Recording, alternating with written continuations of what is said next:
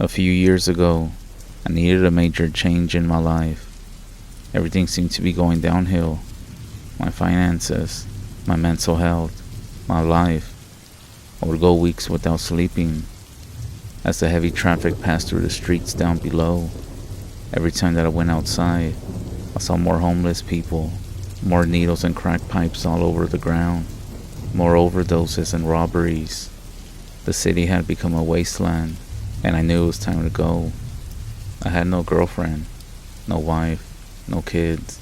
My parents had both died a few years prior, and I barely talked to my siblings anymore. I had nothing to tie me down to this place, a place where I felt like I was dying inside a little bit more every day. Then I sold nearly everything I owned. I got in my car and drove up to Alaska to try something new. I bought a small cabin and a plot of land in the middle of the mountains. In the winter, the north lights would shine through like the eyes of God, sending out divine trails of light that danced through the sky in cosmic waves. And while the move did help me with some peace of mind, in the end, the source of all my problems had followed me thousands of miles into this endless wilderness. It would take me a long time to realize the cause of all this misery was myself. As a wise man once said, wherever I go, there I am. I lived in that cabin for 3 months without any major issues, other than the constant threat of bears, moose, and wolves. I had a rifle and a shotgun for hunting, a small garden in the backyard, and a solar panel to generate some electricity. This is the life, I said, relaxing on a hammock I had strung across the corner of the cabin, while staring at the endless beauty directly outside the window. White mountains loomed like giants in front of thick clusters of evergreens. All the fluffy snow made the whole world glisten and sparkle. There wasn't a house or road in sight. No work, no stress, no pollution, no cars honking. I closed my eyes, breathing in the clean air. I ended up falling asleep for a few hours, waking up just as the sun had started setting. Bright streaks mixed with the bloody smears of the fading light as it started disappearing behind the mountains. I got up real groggy, stumbling over to make a cup of instant coffee. As I sipped it, I wandered around the room, looking for something to pass the time. There was still quite a few random objects left behind by the last owner that I hadn't gotten rid of yet. I had moved in to find a stock bookshelf filled with classics. Bored, I started going through the collection, looking for something good to pass the time. As I was looking through, something caught my attention. A black, leather-bound book with no title, or even an author. It stood there, its cover faded with time and wear. Curious, I pulled it out and opened it. I saw the cursive across the pages in a neat script, and I realized it was a diary left behind by the previous owner. The first entry was dated January 9th, 2015. This is what it said. I don't know if I'm going crazy or not. I went over to town to talk to my therapist, and she said I should try writing everything down. She does talk to me like it's all in my head, but I know it's not. When I first moved into the cabin, it seemed like a paradise. I never thought in a million years that something would be slinking around at night. I never thought it would be hiding underneath my bed, looking in through windows and following me like a shadow. Right now, I'm snowed in with a cup of coffee in one hand and my pistol in the other. I can't even sleep. I keep hearing something shuffling around underneath the bed. Sometimes, I think I can even hear some rag breathing, as if a body with dirt and its lungs had come back to life. I caught glimpses of it in the darkness. Whatever it is, its skin is loose, almost falling off the bone. It almost looks like a naked man. Its eyes are rotted and dark. Its back is hunched. Its spine is twisted and out like tumors. It moves in this slow, jerky way, but I can never seem to catch it. Its body seems broken. Its legs bend the wrong way sometimes. By the time that I turn on the lights or try to take a video of it, it always disappears, but the smell remains. I'm not sure what it wants from me. I want to leave, but with the storm raging outside, I'm stuck here, unable to get all the way back to town. The snow surrounds the cabin about 5 feet high. I feel like a prisoner caged with a beast, not knowing when it's gonna strike. My wife claims that she hasn't seen or heard anything, but she keeps disappearing on me. Last night, she disappeared in the middle of a snowstorm. I asked her in the morning, but she said she was here the whole time. She didn't remember anything. There's no way she went to town. There wasn't time, and the trails were not clear that far down. Something's going on here, but I don't know what it is, but I'm truly scared. I slammed the diary shut, not wanting to read anymore. I didn't want to become infected by some kind of contagious cabin fever. The last owner had gone insane in the mountains and started hallucinating naked bodies crawling around. I really didn't want to know. I shoved the diary back in the bookshelf, going for the book A Maze of Death instead. I tried to forget what I had read in the diary as I flew through the novella. All night, I tried to get the image of that naked, twisting man with rotted eyes out of my head, but I couldn't. I soon fell asleep right before dawn, but just as my eyes were closing, I thought I saw a silhouette in the window. A man with black eyes that seemed to be rotting out of his skull. I thought I saw him put his long fingers against the glass as he leaned on it. I blinked, sitting up and glancing out into the white, snow-covered wonderland. There was nothing there. Another hunter occasionally followed the deer trails near my cabin. A frozen lake stood a quarter-mile away, the surface white and covered in thick drifts of snow. I bundled up, deciding to go outside for a hike in the frigid dawn. I strapped on my snowshoes and grabbed my shotgun, as I always did when I went outside. After all, I never knew when a polar bear might be waiting around the next tree. I opened the door, seeing footprints pressed into the snow all around my house.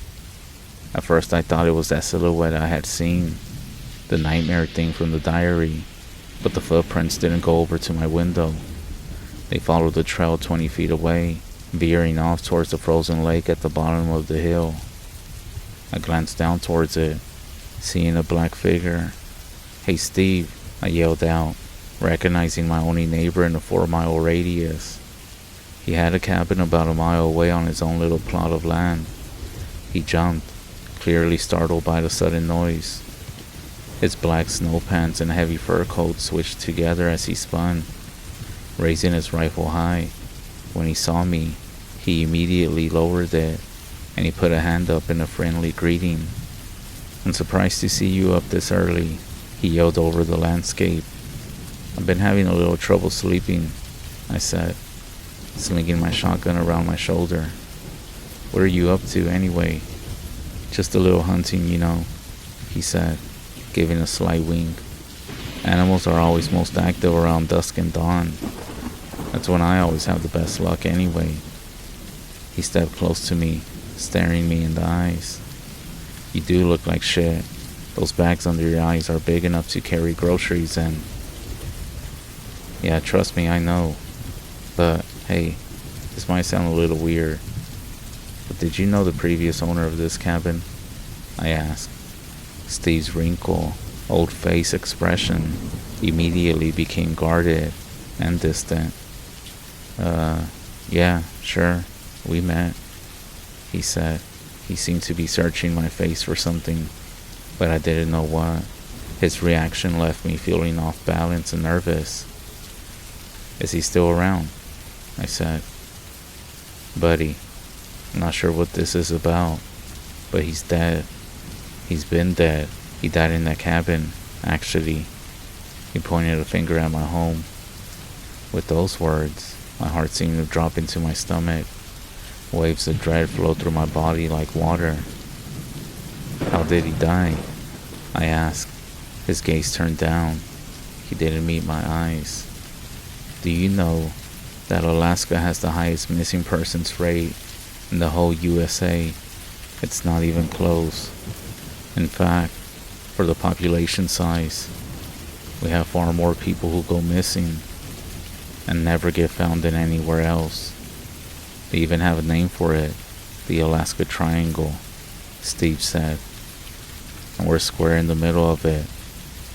I stared blankly at him, wondering where he was going with this. It seemed like a way to avoid answering my question. I didn't know that, I responded. Steve nodded, raising his head again, heaving a deep sigh. Look, the thing with the last owner and his wife, it's somewhat disturbing. If you really want to know, I'll tell you. But it's not going to help your peace of mind. And it definitely isn't going to help you get some sleep. I want to know, I insisted. The wind started to whip past us. Flakes of ice and snow flew sideways in the sudden currents. Let's go back to your cabin then, Steve said, pulling his heavy fur-lined hood off and shaking out his long, black hair behind him. I could use a bit of whiskey to warm up. We sat down with a bottle of Johnny Walker and 2 shot glasses. I wasn't much of a drinker, but Steve was. He threw down 3 shots in the span of a minute. I sipped at mine, drinking half and putting it back down on the coffee table. Steve grunted. Man, that's the good stuff, he said, slamming his chest as the burning liquor worked its way down. Steve looked up at me with a new sparkle in his eyes. So you want to know what happened to Will Linning? I'll tell you that no one really knows the whole story. I used to see him come down and have a drink and talk. We all know each other around here, obviously. I nodded. He seemed like a normal guy. He kind of reminded me of you, actually. A young guy trying to escape the hustle and bustle of the city life. The cancer of the American dream. He was here for maybe a couple of months. Everything seemed fine. We used to go skeet shooting, have a beer, you know. We would get together with a couple other hunters who lived closer to town, and sometimes play some poker. But I never saw anything strange about Will. I never could have predicted what happened to him. He paused and looked out the window. Well, what happened to him? I asked, encouraging him to go on.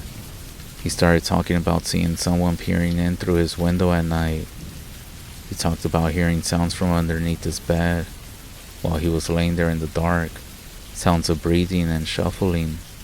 He started keeping all the lights on in his cabin. 24 hours a day. Steve leaned close to me. A glimmer of fear rippled across his pale, wrinkled face. He started losing his mind. Started digging holes all over the place. He started looking for something. Even in the middle of the snowstorms, I would see him outside, digging. Seemed like he never slept anymore. It was classic cabin fever if I ever saw it.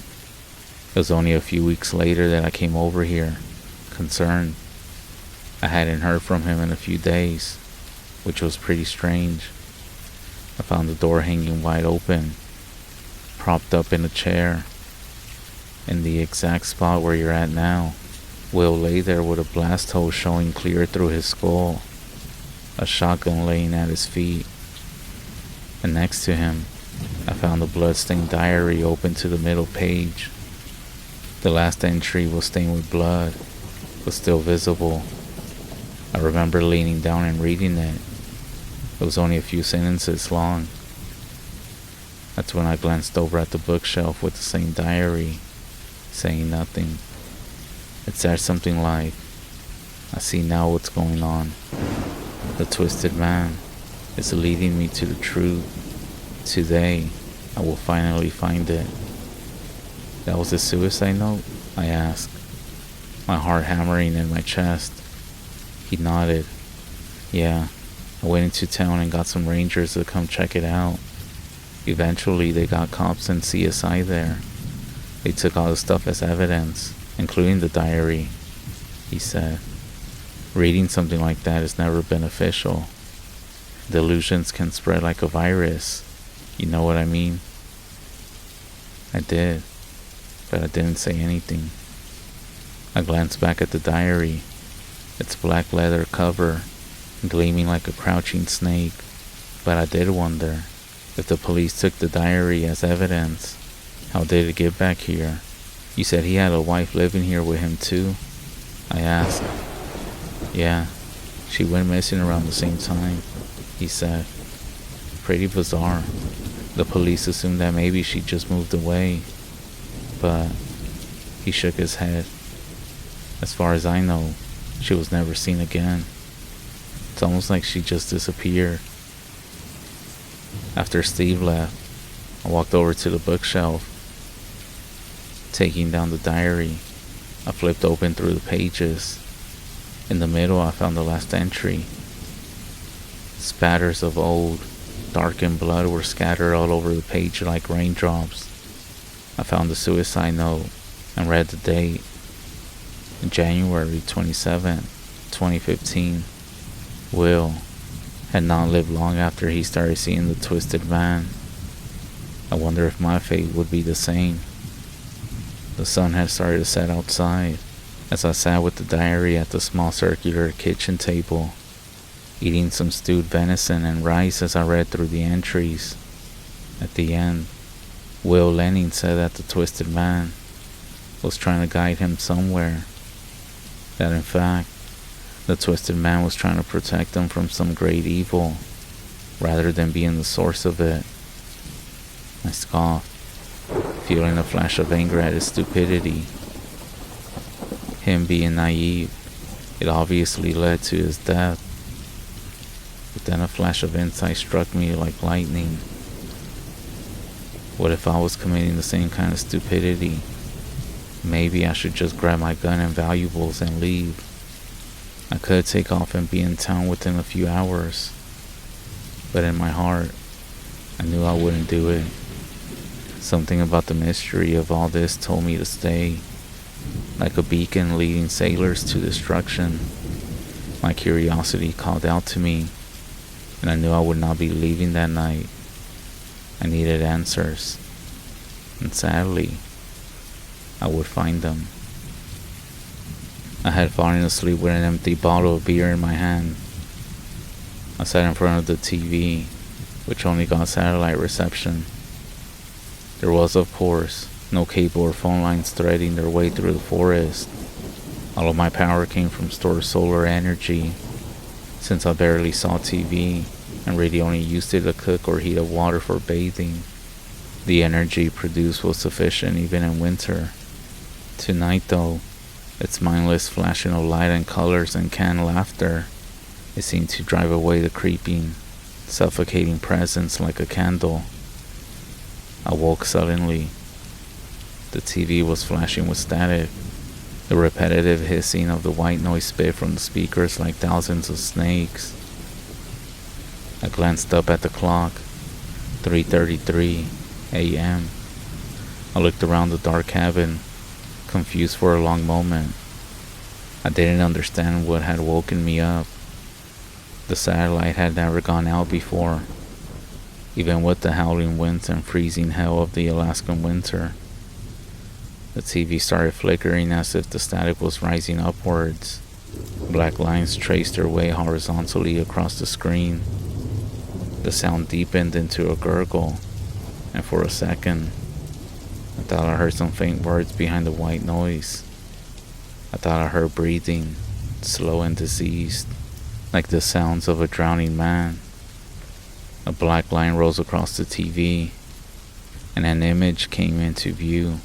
The cabin was suddenly filled with silence, except for the shrieking wind outside. I leaned close to the screen, confused at what I was looking at. It looked like a live camera feed of a room. As I took in the details, I realized it was my cabin. I saw myself in the chair, leaning close to the screen. I raised my hand, and the person on the screen did likewise. Ice water seemed to drip down my spine as waves of dread coursed through my body. What the fuck is this? I whisper, looking back to where the camera should be. It was just a coarse wooden ceiling in that corner. I turned back to the screen, and I just about screamed. The TV showed a pale, naked man crouching directly behind my chair now. With jerky movements, he rose, his broken spine twisting and shivering. A hissing voice rang out from the speakers. Killer. Shadow of death. Many fallen.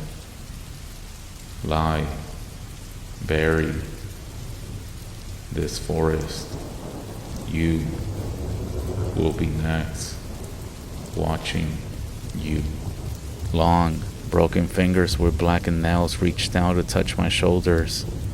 I jumped out of the chair, stumbling back as I spun around in fear. My back smashed into the TV, and it fell to the floor with a shattering of glass, and also an explosion of light. In those few moments before the darkness descended on me like a blanket, I thought I glimpsed a pale, sunken face with rotted, blackened eyes peeking out from behind the chair. I turned on every light in the cabin, but there was no sign of the twisted man now. I knew that I had to get out of there. I thought about the warning that the voice had spoken. If this thing wanted to attack me, then why didn't it just kill me? None of it made sense. Who was watching me? The twisted man. Maybe it was some psychological warfare, I thought to myself. Maybe the twisted man simply liked to play with his food before he ate it. A bunch of thoughts raced through my head at 1,000 miles an hour as I threw on my snow pants and a couple heavy sweaters and coats. I covered up my entire body as much as I could to try to prevent frostbite. I made up my mind to leave. There wasn't a snowstorm tonight, though the entire landscape was filled with it, and I knew the wind chill would be like an ice blade whipping against my skin. It was extremely dangerous to travel in the middle of the night like this, and temperatures that might reach negative 30 degrees. Steve was right. After all, Alaska had the highest missing persons rate of any state, and many of them were never found. Their bodies likely frozen solid in the deep snow dozens of miles from the nearest town. I grabbed my shotgun, jumped on my snowmobile, and started heading to Steve's cabin. I was hoping that I could wait there until the sunrise, and then figure out what to do next. But fate would take that decision out of my hands. I felt like there were eyes watching me as I drove along the narrow deer trail. The evergreens reaching into the path like greedy hands, grabbing at my coat and legs. And more than a couple of times, I thought I saw a pale, naked figure standing in the snow, but it was always gone when I turned to look. I gave a sigh of relief when Steve's place appeared in the distance. I could see the lights twinkling through the small windows of his log cabin. I pulled up next to his door, looking down.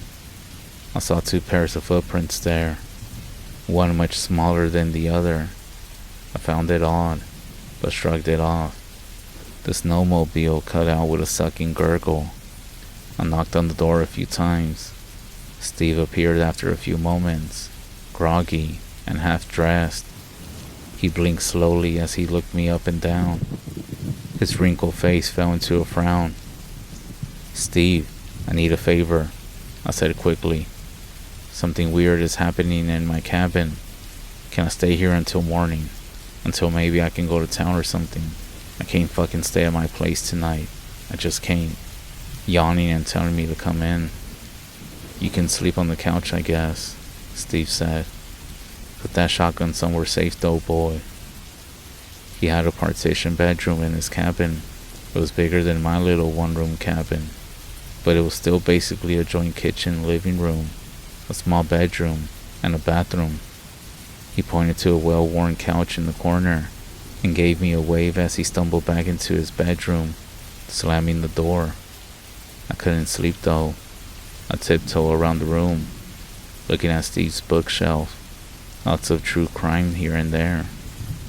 I saw dozens of books about Ted Bundy, John Wayne, Richard Chase, Jeffrey Dahmer, and Richard Ramirez among the collection. At the end, a big, black binder stood out. It reminded me of the look of that leather-bound diary for a second, and my heart dropped. But logically, I knew this was just a coincidence. Yet still, I pulled out the binder. My curiosity got the best of me.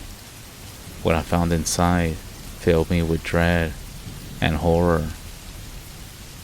Countless news clippings covered the length of it. The first clipping was from nearly 20 years earlier, about a woman who went missing in the Alaskan forest while hiking. A later one confirmed that her body was never found, and that her family was still hoping that she might turn up alive somewhere. A reward was offered for any information, it said, and every page after that was more of the same. Missing women, murder prostitute, missing man. I kept flipping through until I found clippings of Will Lenning's suicide and the sudden disappearance of his wife. On the article about the suicide, Steve had used a red marker to scribble "ha ha" next to it. That's when I heard the click of a gun being cocked from behind me. I froze as the voice of Steve traveled across the room like a whisper. "So, how do you like my type of work, friend?" His tone sort of friendly and mocking.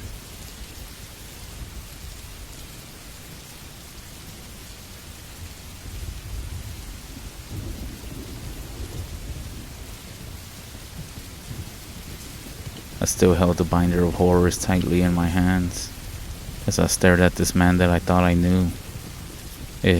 It's you.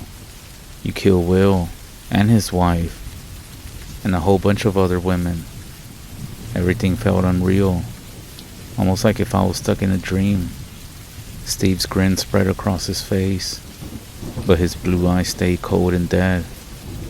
Well, yeah, she was cheating on him with me anyway. They will always get what's coming to them in the end. It's too bad, really. I was actually planning on saving you for later. The urge isn't too bad yet. After all, it comes in cycles. You see, it comes in waves. I saw a glimmer of pale, naked flesh moving behind Steve. With jerky movements, the twisted man came up behind him. I said nothing, just watching. "You need help," I whisper. Steve laughed. "Help? The only help they give people like me is a needle in the arm. You know that. That's why it's important to always cover your tracks." The twisted man ran along, broken finger across Steve's neck. Steve yelled out, and then he jumped. He spun around, screaming. I glanced over at my shotgun next to the couch. I jumped for it as Steve turned back to me, firing his gun twice. The first bullet soared high above me, raining wood splinters down my head. But the second ripped into my leg. A cold burning pain ran like fire up my shin. I screamed in agony and battle fury as I gripped the shotgun, spinning and firing. Steve's head exploded as the slug ripped through his brain. His forehead collapsed, like a smashed melon as bone splinters and blood sprayed the wall behind him. The twisted man stood there, hunched over, grinning up at me. I felt warm blood gushing from my leg as I stared back at him. I wonder if I was dying. You weren't after me at all, were you?" I asked. "You were after Steve?" But the twisted man said nothing. After a long moment, he fell back into the shadows of the bedroom and disappeared. As night crawled its way towards morning, I started thinking back to the words that the twisted man had spoken through the TV. Suddenly, understanding everything. He's a killer, the shadow of death. Many have fallen, many lie buried across this forest. You will be next. He is watching you. He wasn't trying to hurt me at all. He was trying to warn me. Most likely he tried to warn Will and his wife too. I ended up wrapping my leg, grating my teeth. The wound on my leg looked deep, but I could still move my foot, and the bullet had gone clean through the flesh. I poured alcohol on it, screaming in pain as it burned its way through my skin. After rummaging through Steve's bathroom, I found some prescription painkillers and swallowed a handful of them with a beer. I knew I was going to need the high to get through the pain of riding into town with a fucked up leg. As the sun finally rose, I made my way outside the blood-stained floors of the cabin. Before I left, I glanced back at that horrible place, a place where there was so much torment and death. In the open doorway, the twisted man stood. His back was hunched, his rotting lips grinning at me. His hand lifted up in the air with a jerky movement and waved. I waved back as I started the engine and headed back to town.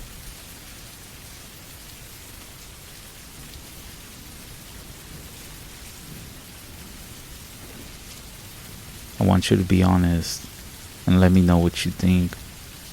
Do you think spirits can follow you, not just from a place that you came across on the REZ, or some sort of object that you held on to? We all know that some things can and will if you do one of those things that I just mentioned. But what I'm referring to is more of what you watch, what you listen to. Have you ever finished a scary movie at night, turn off the TV, and then you feel like something is there with you? Maybe it's some kind of psychological thing. Like maybe whatever you were watching, maybe that's all it needs, your attention. So if you're listening to this right now, in bed, lights off, maybe even ready to go to sleep, you should be alright. But what about them scary movies that you see? All those images and things that you fill yourself up with that keeps you up at night. In 1978, my then future wife and I decided to walk to the movies. We were going to go see the new movie Halloween, the first one. We had to walk along the highway to get there, which was about a mile. Now this was one of the first mega slasher films to come out, and it scared us. When we left the movies, we didn't want to take the long walk home, so I had the bright idea to cut through the woods, which would slash about a quarter of a mile off our walk, no pun intended. Bright idea, it was definitely not. Lucky for us, we had the moon to give us a little light, but after getting about 200 yards into the woods, we started hearing footsteps behind us. It started out as fear. Then I realized that maybe it was just some other lost soul. Again, no pun intended. But as I spun around, there was no one there. I said to my girlfriend, "This is beyond creepy." So we picked up the pace a bit, and as we did, so did the sound of footsteps. So now we're already freaking out, and so we just ran as fast as we could. We finally made it out the woods, and we promised each other that we would never walk through these woods at night, slasher movie or not. I'm not saying that something followed us home that night. It was just a slasher film. I do think that maybe the paranormal, demonic, possession films, I think you are opening some sort of door into your life with those movies. Sometimes these things do follow you back. So wherever you're at right now, just remember, whatever you see on the other side of that screen might be staring back at you. I would recommend smudge and pray after listening to this. Have a good night.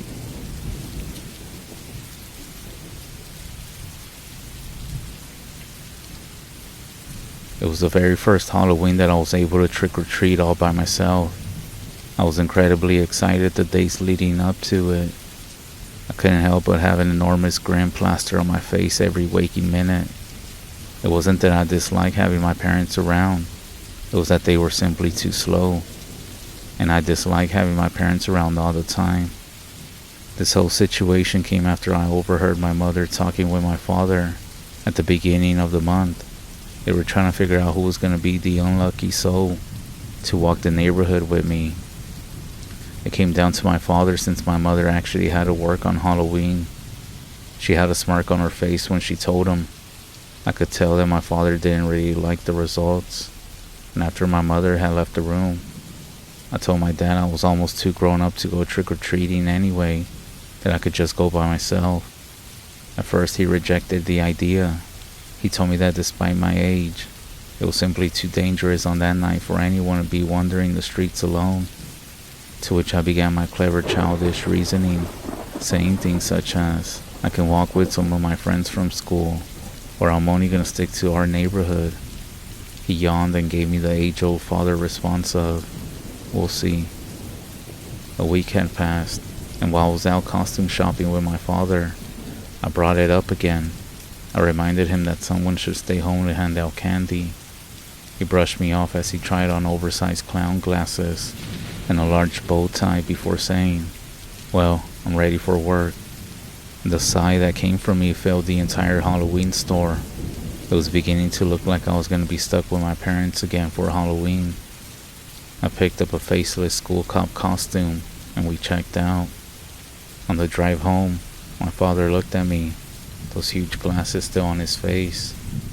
As I fiddled around with the packaging to my costume, he surprised me with, fine, you can go, but only on 2 conditions.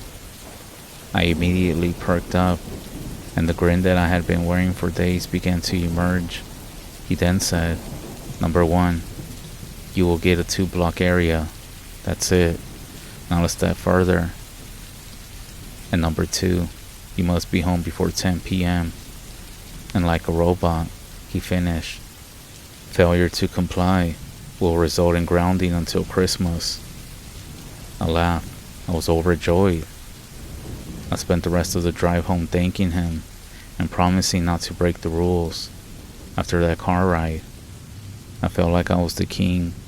During school, I sort of bragged to my friends that I was mature enough to trick-or-treat on my own, that I was going to be getting much more candy than the other kids, who were going to have tired parents with them.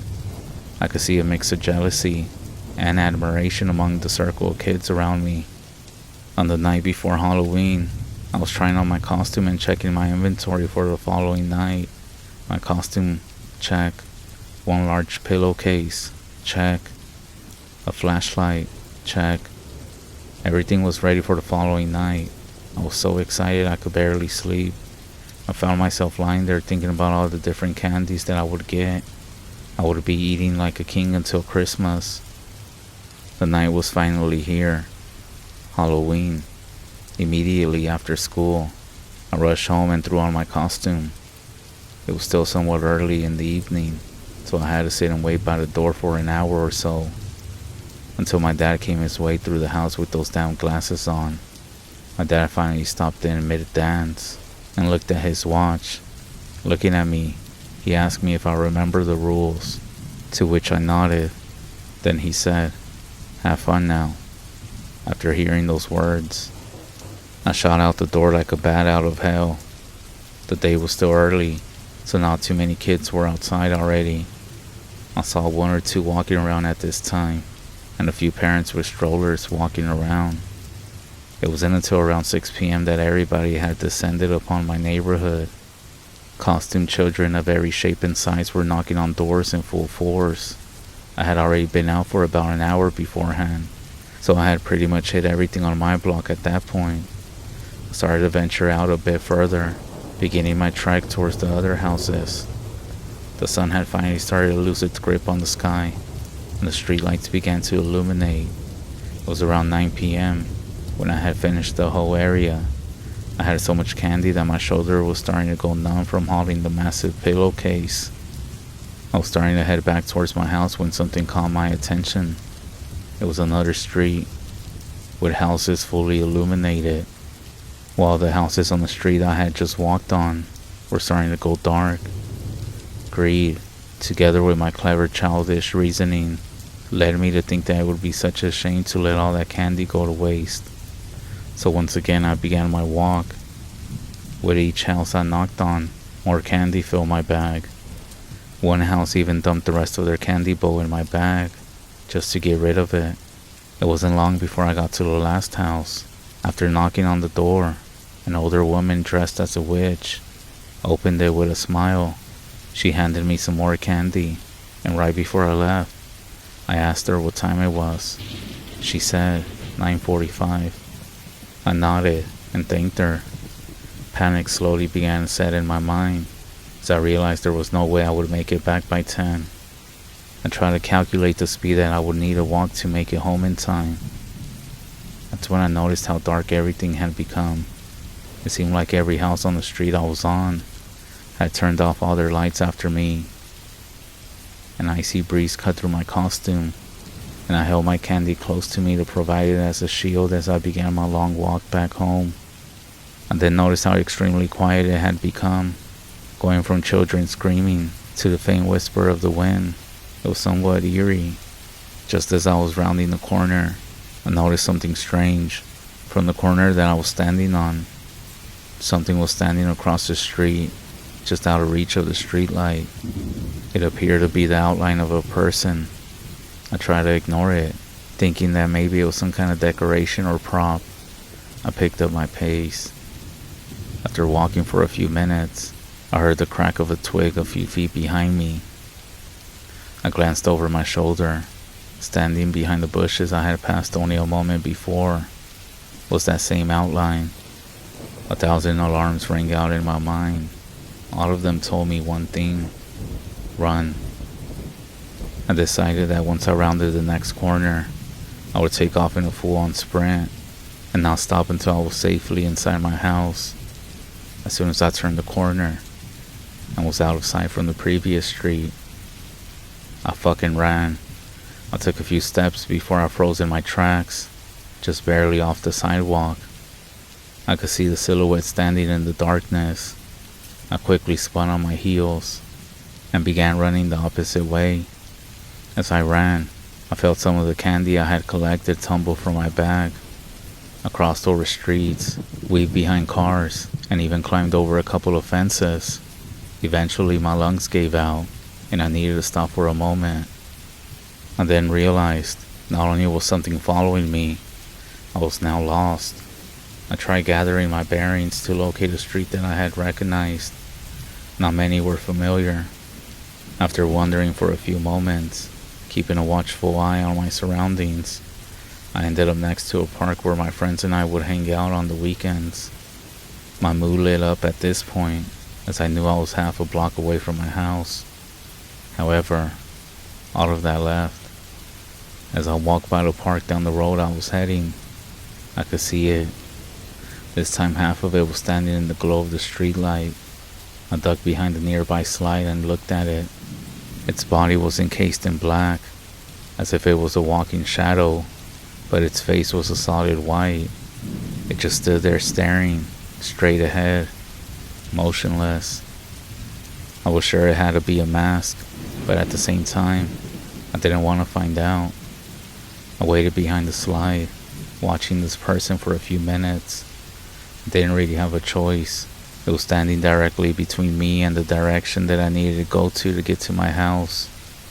After 10 more minutes had passed by, without so much as an inch of movement by whatever this thing was, I started to think that maybe it was just a prop. I slowly came out from my hiding place behind the slide, and I stepped away from the park. Suddenly, this thing, it snapped its head towards me, as if reacting to that movement. The street light above me burst. That sent me running as fast as I ever had before. I ran across the street. I could feel my tired legs beginning to buckle under the strain. Just as I ran past whatever this thing was, I fumbled in my pocket for my flashlight. Upon getting it, I whipped it as hard as I could towards the silhouette. The flashlight was small, but it had some decent weight to it, so I could at least hurt it a bit to slow it down or something.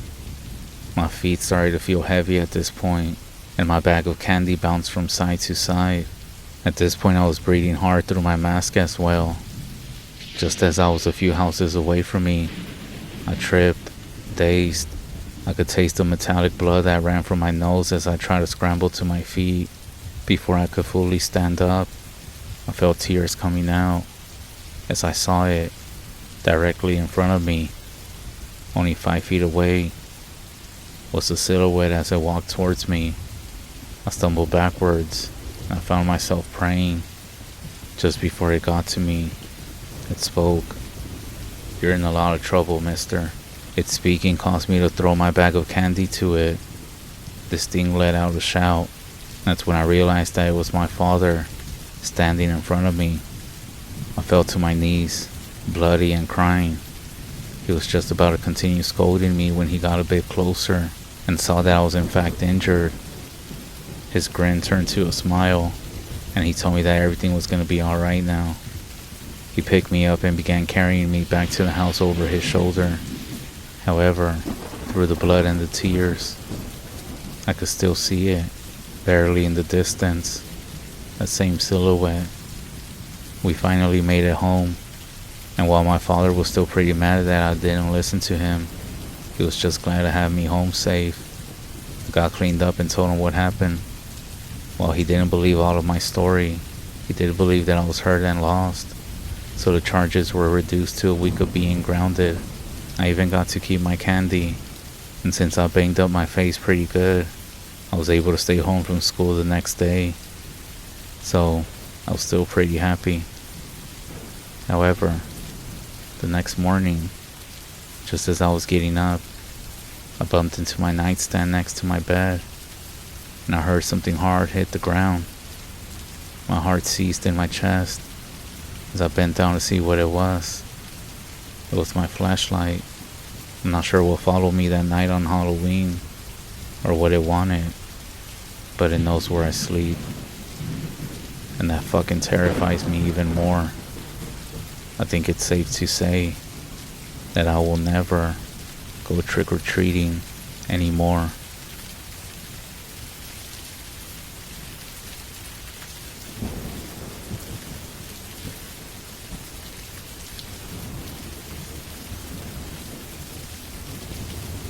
Living in a small town has its advantages. For example, you get to know everyone who lives there pretty quickly. If you ever have a problem, chances are that there's someone in town with the expertise to help you, like Jimmy, our local handyman, electrician, and plumber. If you have a household problem, Jimmy's your guy. If you got a more difficult problem, then you probably want Mac.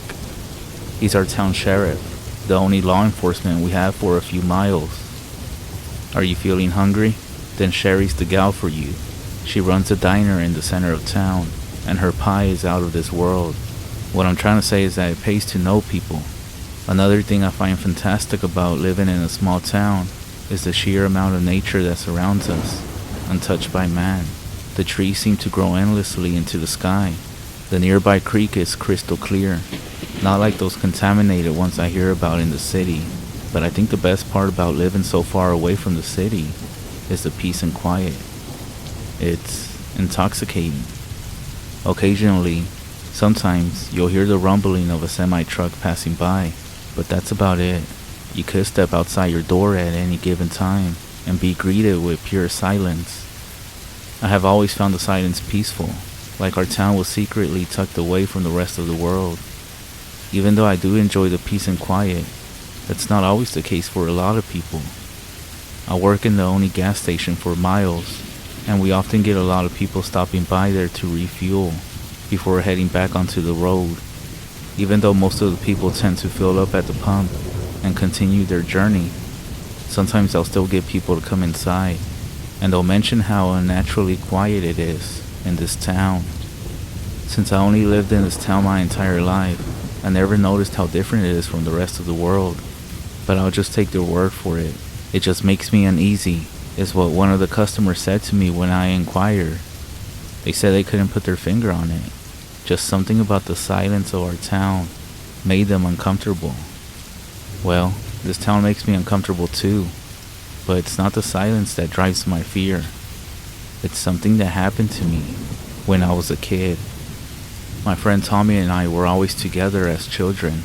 We would do everything together, explore the forest, fish in the creek, play in one of the many meadows that littered our town until the moon signaled our curfew.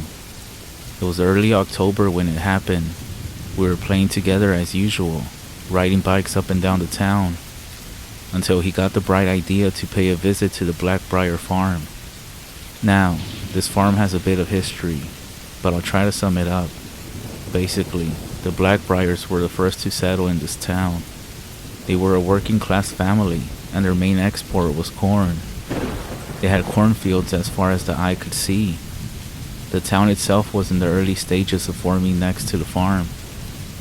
Then one day, in the middle of October, the entire Blackbriar family disappeared. Nobody knew why. Some people said that the head of the household, Michael Blackbriar, took sick and passed away, and at that point, the farm was too much to maintain without him, so his family left the farm for greener fields. Others think a pack of wolves or some other animal got to the family and tore them apart, and they were never seen again.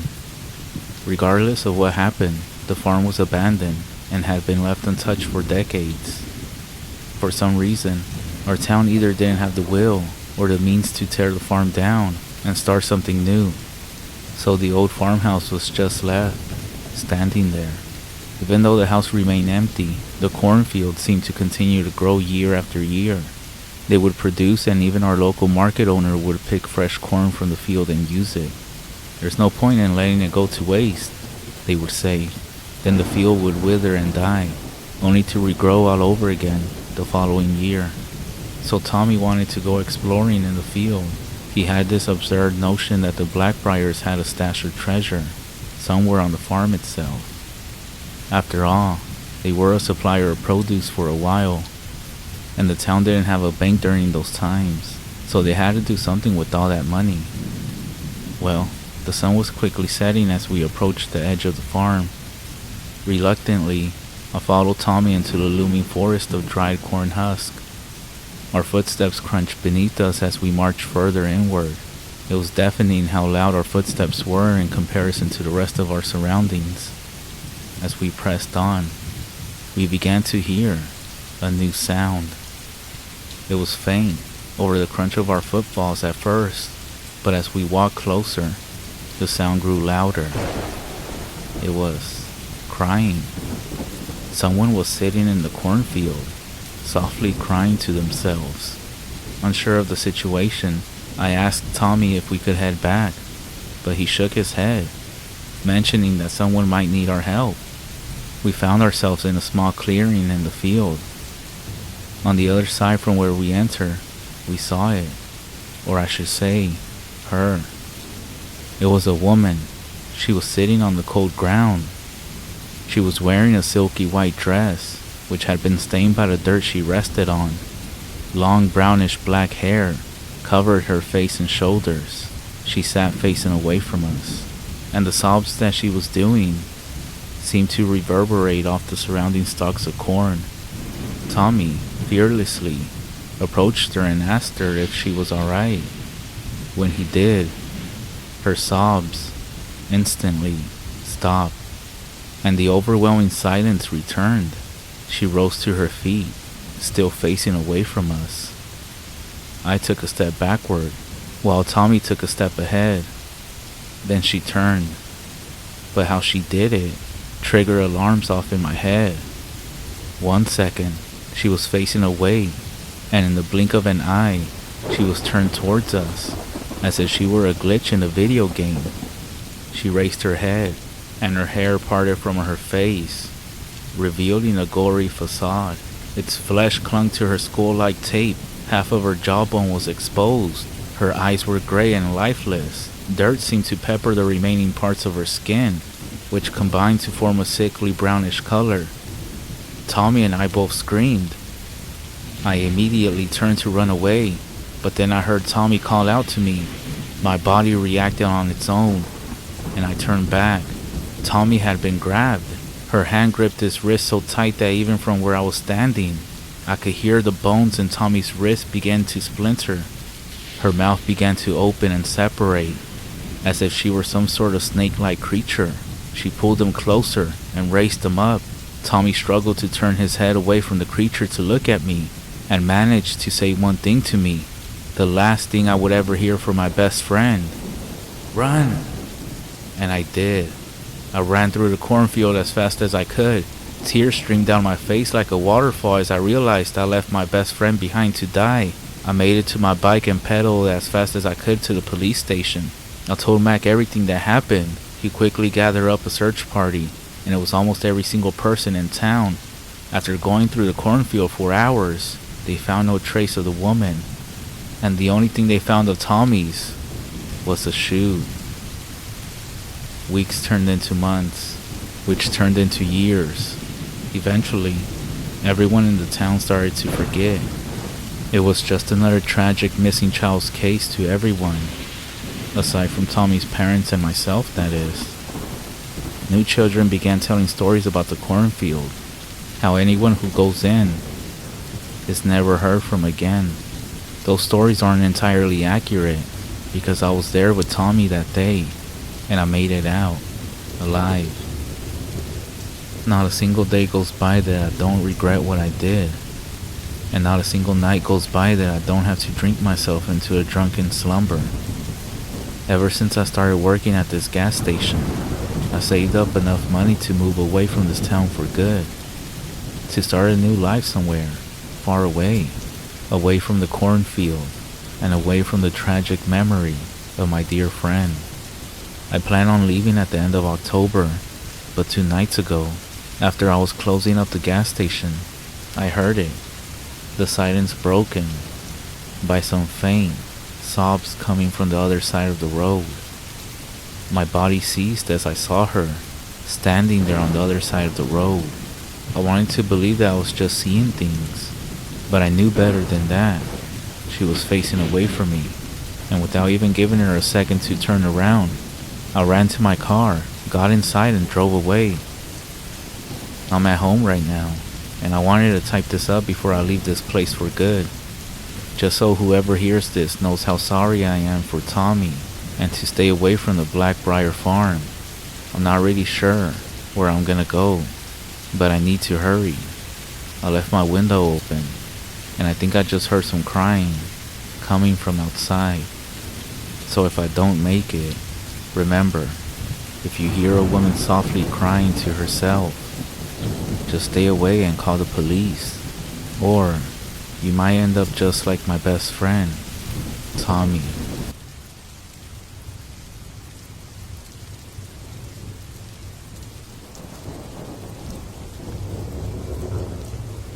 Before I start, I feel like I should let something very clear. I love Ellen. We've been living together for about 3 years now. In fact, we were childhood friends. And I know this may sound like a fairy tale to some people, but it truly felt like we were always destined to be together. Even after graduation, when we started dating other people, it only felt truly right when we were with each other. So I don't know what took me so long to ask her out, but I'm really glad that I did. We have the same taste in music, in movies, and even food. We laugh at the same dumb jokes, and we know exactly how to comfort each other in times of need. She's the kindest, most gentle, and loving girl I ever met. We even been talking about our plans for marriage, and how we would like to have kids of our own. And this is why it hurts so much how it all went terribly wrong in just 4 nights. I would also like to say that Ellen doesn't have much of a family other than me, and some very distant aunts that she never met, and that she doesn't even know their names. I was born in a big family, with 4 siblings and plenty of cousins that were always visiting us, and even helping out when we got in trouble. Ellen has none of that. She doesn't have any siblings, and her father was an alcoholic, abusive freak that died when she was young. Her mother was a very kind and inspiring person that took care of the family by herself for many years, and almost a second mother to myself, you can say. So when she passed away last year, it hurt us both for a long time. But Ellen stays strong. She's not the type to let her feelings easily surface, so you gotta be a lot more perceptive to get what she truly feels. I used to pride myself in being capable of that. I felt like I knew her better than I knew myself. That's why this is all so strange, and frankly, terrifying. We were sleeping in bed, and I was dreaming, I don't remember what it was about until I heard her voice very close to my ear. Knock, knock, knock, knock. She was caressing my hair gently while sitting in bed and looking below at me. I slowly opened my eyes, groggy from sleep. Hey, what is it, babe? She kept looking at me and repeated, Knock, knock, knock, knock. I looked over at the digital clock on top of the dresser. 3:27 a.m. I had work in only a few hours. Hey, what is it, Ellen? She paused for a second. Knock, knock, knock, knock. Fine, I accepted, mostly because I was expecting some kind of surprise. Ellen wasn't the type to do what she was doing for no reason. Who's there? Her smile opened up, and she answered. Not me, so don't answer the door. I kept looking at her, dumbfounded. Is that it? Is that the joke?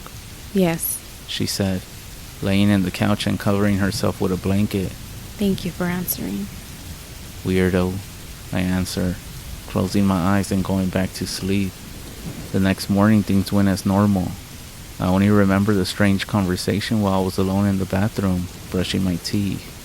I wasn't even sure if it had truly happened, or if it was just a weird dream. So we had our breakfast together, and she was acting normal, reading something from a fashion magazine. Frankly, I wasn't paying much attention, so I took the opportunity to ask about last night. Initially, she didn't seem to know what I was talking about. Then, she fixed her eyes on me, and the same smile from last night crossed her face, just briefly. And I knew it wasn't just a dream. She told me it wasn't anything important, and she stopped paying attention when I started asking more. And even though I shouldn't, I gave up. I had work and other matters to attend to, and I just brushed off the weird event, thinking it wouldn't happen again. But the following night, I woke up to her voice. Knock, knock. A pause. Knock, knock. What is it now? I said. Ellen, what are you doing? Knock, knock. She repeated. This time, she wasn't even touching me, just sitting in bed, looking at me with that same smile, but her eyes seemed larger, and she blinked in longer intervals.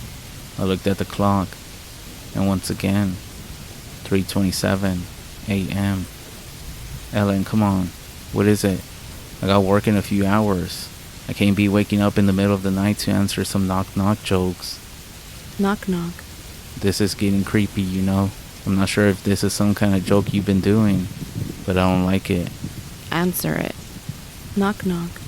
I sighed, but also let a small laugh escape. It was creepy, of course, but she was my Ellen, but it didn't bother me as much as it should. Alright, fine. Who the fuck is there? I answered in a playful tone. Not me, so don't answer the door. For some reason, I felt a chill down in my spine. It was the same answer as before, and I still didn't get what it meant. But the way she said it, with a strange, monotone voice, contrasted well with her smile and the fact that I had no idea what she meant by that. What does that mean? I asked. I really don't get it. She just smiled and went back to sleep.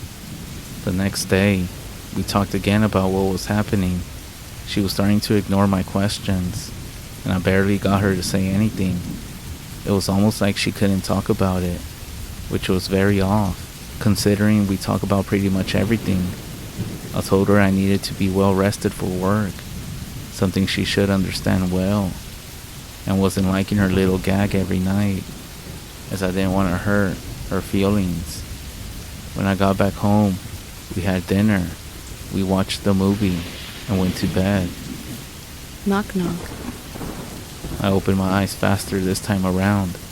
In fact, I barely got any sleep. I just knew she would do it again, and kept thinking about it the whole time. I glanced at the clock. 3:27 a.m. Knock, knock. I thought about ignoring her, just pretending I was asleep, and she wouldn't wake me up. So I closed my eyes slowly, hoping that she hadn't seen me opening them in the first place, and stayed quiet. Knock, knock. She continued. She didn't stop. I controlled my breathing, but she kept going. Knock, knock. I'm not answering your fucking joke, Ellen. Stop it. Knock, knock. I ignored, but she kept going. She had never been this insistent with anything before. I tried to ignore it, but it was getting on my nerves. And frankly, I felt scared. Why the fuck was Ellen doing this? Why every night? And at the same exact time down to the minute? Why wouldn't she let me sleep until I answer her? Knock, knock. I got up in a sudden movement. Ellen, god damn it. I was ready for a discussion, but when I finally glanced at her, it was almost like everything was drained from me. She wasn't smiling. She wasn't blinking. Just staring right at me like an animal. And her mouth was moving slowly, and she didn't stop. Knock, knock. I didn't know how to react or what expression I had when I saw her, but my heart skipped a beat. It was terrifying, as if her gaze froze me in place. 1,000-yard stare. Knock, knock. Who's there? I asked, feeling as if it was the only way out of that fucking nightmare. Not me, so don't answer the door. Ellen slowly closed her eyes and lay down. I kept staring at her while she fell into what seemed to be a deep sleep. I got up and left. I walked downstairs and sat down at the couch in the living room, staring at the night sky outside and soaking the quietness of the neighborhood.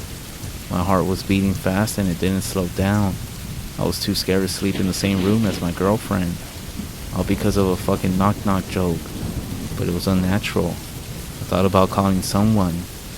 I thought about it all being some kind of sleep-related issue, such as some type of sleepwalking, but it didn't make any sense.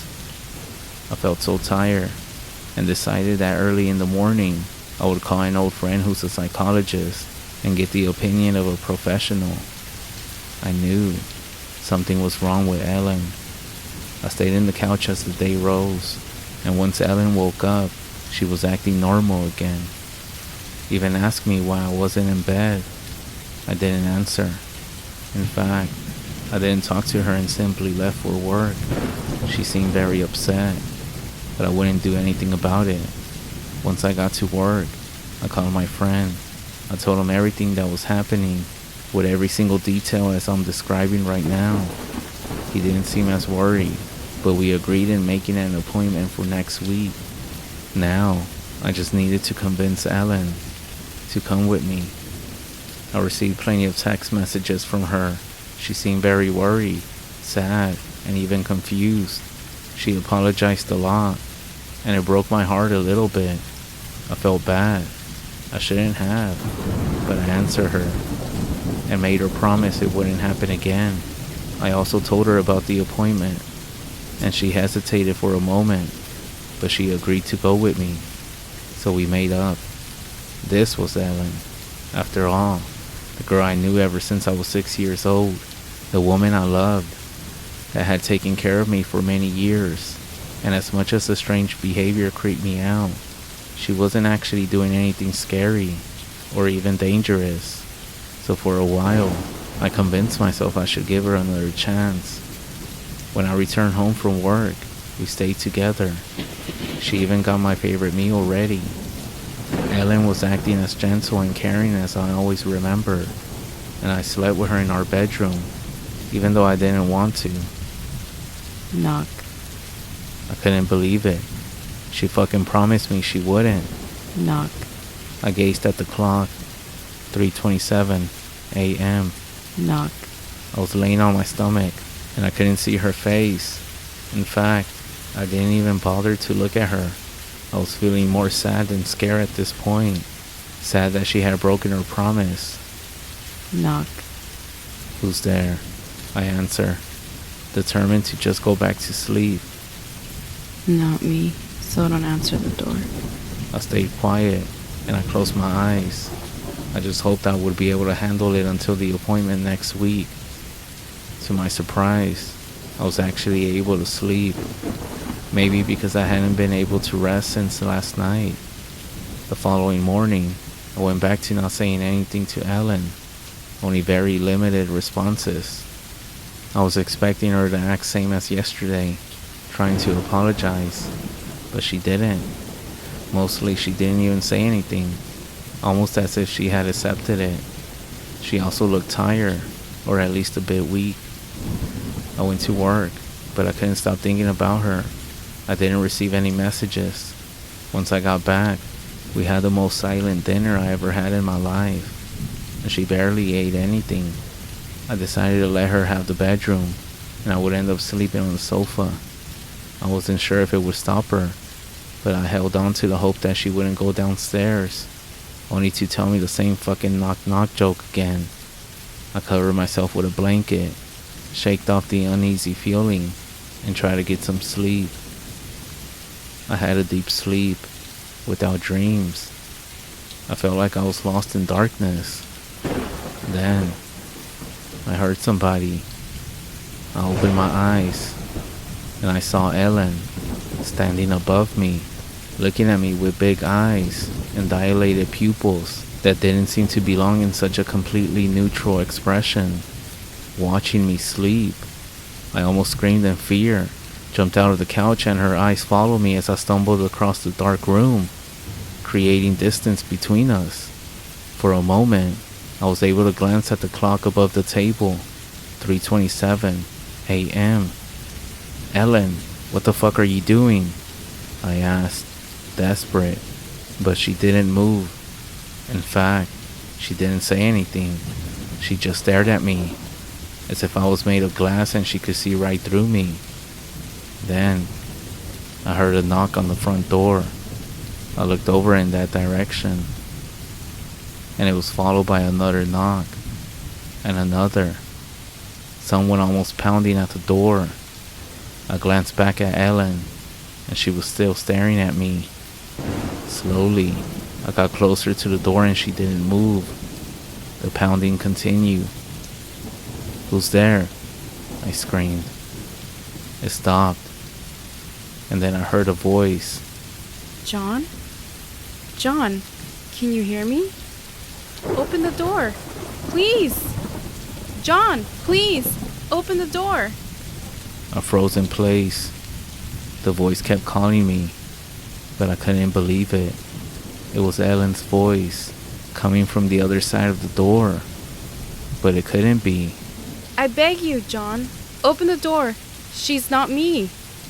Slowly, I turned my head to look at Ellen, standing in front of the couch, and she was looking at me with the same eyes and a terrible, wide grin across her face.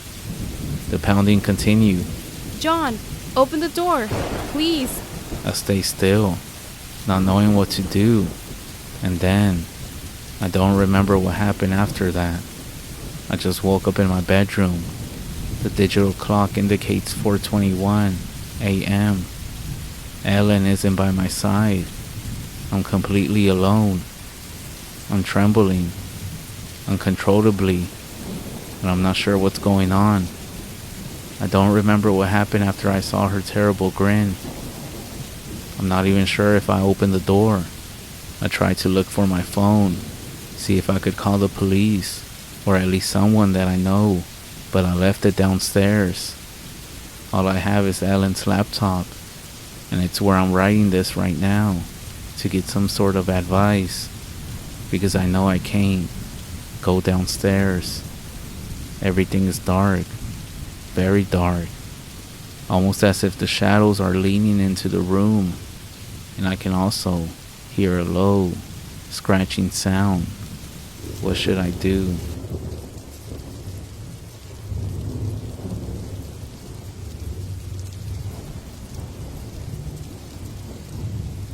I never told this story to anyone, and I don't really intend to tell it again. I have a pounding migraine today, and this thread has kept me good company as I drifted in and out. I actually don't like talking about this time in my life. When I was around 12, I lived with my mom. We were below the poor level. We lived up in the mountains around Santa Cruz, California. My mom had a friend that owned a large bit of property up there, and he let us stay in a trailer up there. Our trailer was very small and was right beside a garden. A chain link fence ran around the garden to keep the dog the owner had out, along with other animals. All kinds of deer and things are very common in the area. Also, along the fence area was a single room. It was like a tiny house, but it was only a single room on the inside. This room had light, and since our actual trailer didn't, I spent a lot of my time in there. By the way, sorry that the story will be fairly long. I'm actually pretty bad at writing. I just want to say that first, as this will be the only time. So there's this one thing you should know right now. This small fenced-in area was only a small part of the property, but most of it was just a bunch of woods. Also, I refused to leave the fence area because the owner's dog had been mistreated by children in the past and was very sketchy towards me all the time. If I was alone, it would try to bite at me, even through the fence. The fence was tall, at least 7 feet high, and wasn't even movable. So as long as the gate was closed, I was safe.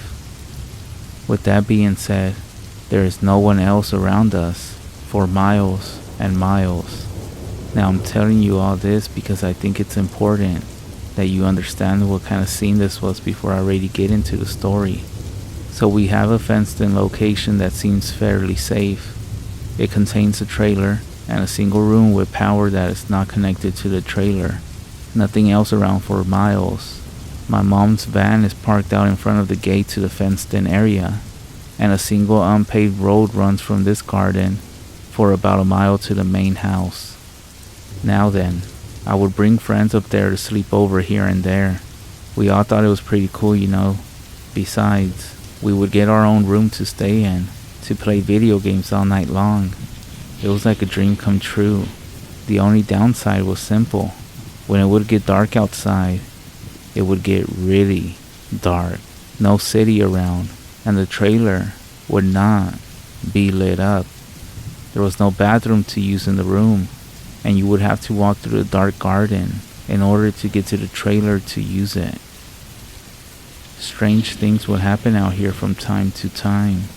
It was always something that could be somewhat easily explained away though. Noises like people working at night, or once me and a friend were sitting out in the garden and we saw a shadow as big as a small bear bound up a tree, but the tree didn't shake like there was weight on it. The dog also creeped me out, but you know, angry dog, and I was a kid. It happens. Now, I do get scared pretty fast. I always been that way. For example, I have trouble walking through a lit house if I'm alone. My friends, however, tend to be more outgoing, just the kinds of people I get along with. This time, I had a friend over. His name was Jacob. We were staying up all night and playing Sonic the Hedgehog 3 on my Sega Genesis. We started playing as the sun went down, and by the time we were finishing up the game, it was around 2 a.m. That's when we heard it. We turned off the game, getting ready to find something else to play. There was a rumbling in the woods behind the room we were in, like somebody was rolling something really heavy around. We hadn't heard it before, because the noise from what we were playing was loud. I immediately got goosebumps. Jacob was not really worried about it, but it's not like there was someone else's house a yard right over there. It was just a forest for miles, and it sounded like someone was constructing something or some shit, dragging and rolling something really heavy. Eventually, Jacob convinced me to just play some more games. I agreed on the condition that we turn the volume down so we could hear if something happened. We started playing, and I didn't even notice that the noise had stopped because I was into the game. A couple hours later, Jacob said he had to use the bathroom.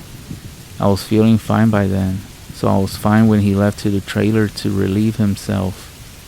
He was taking a while, so eventually, I decided I was gonna go check on him. Besides, I could use the bathroom and grab a snack while I was at it. I got up and opened the door to leave, and when I opened it, he was just standing at the doorway, right outside the door, facing it. It scared the shit out of me. That's when I asked what he was doing, and he just stood there, blocking the exit.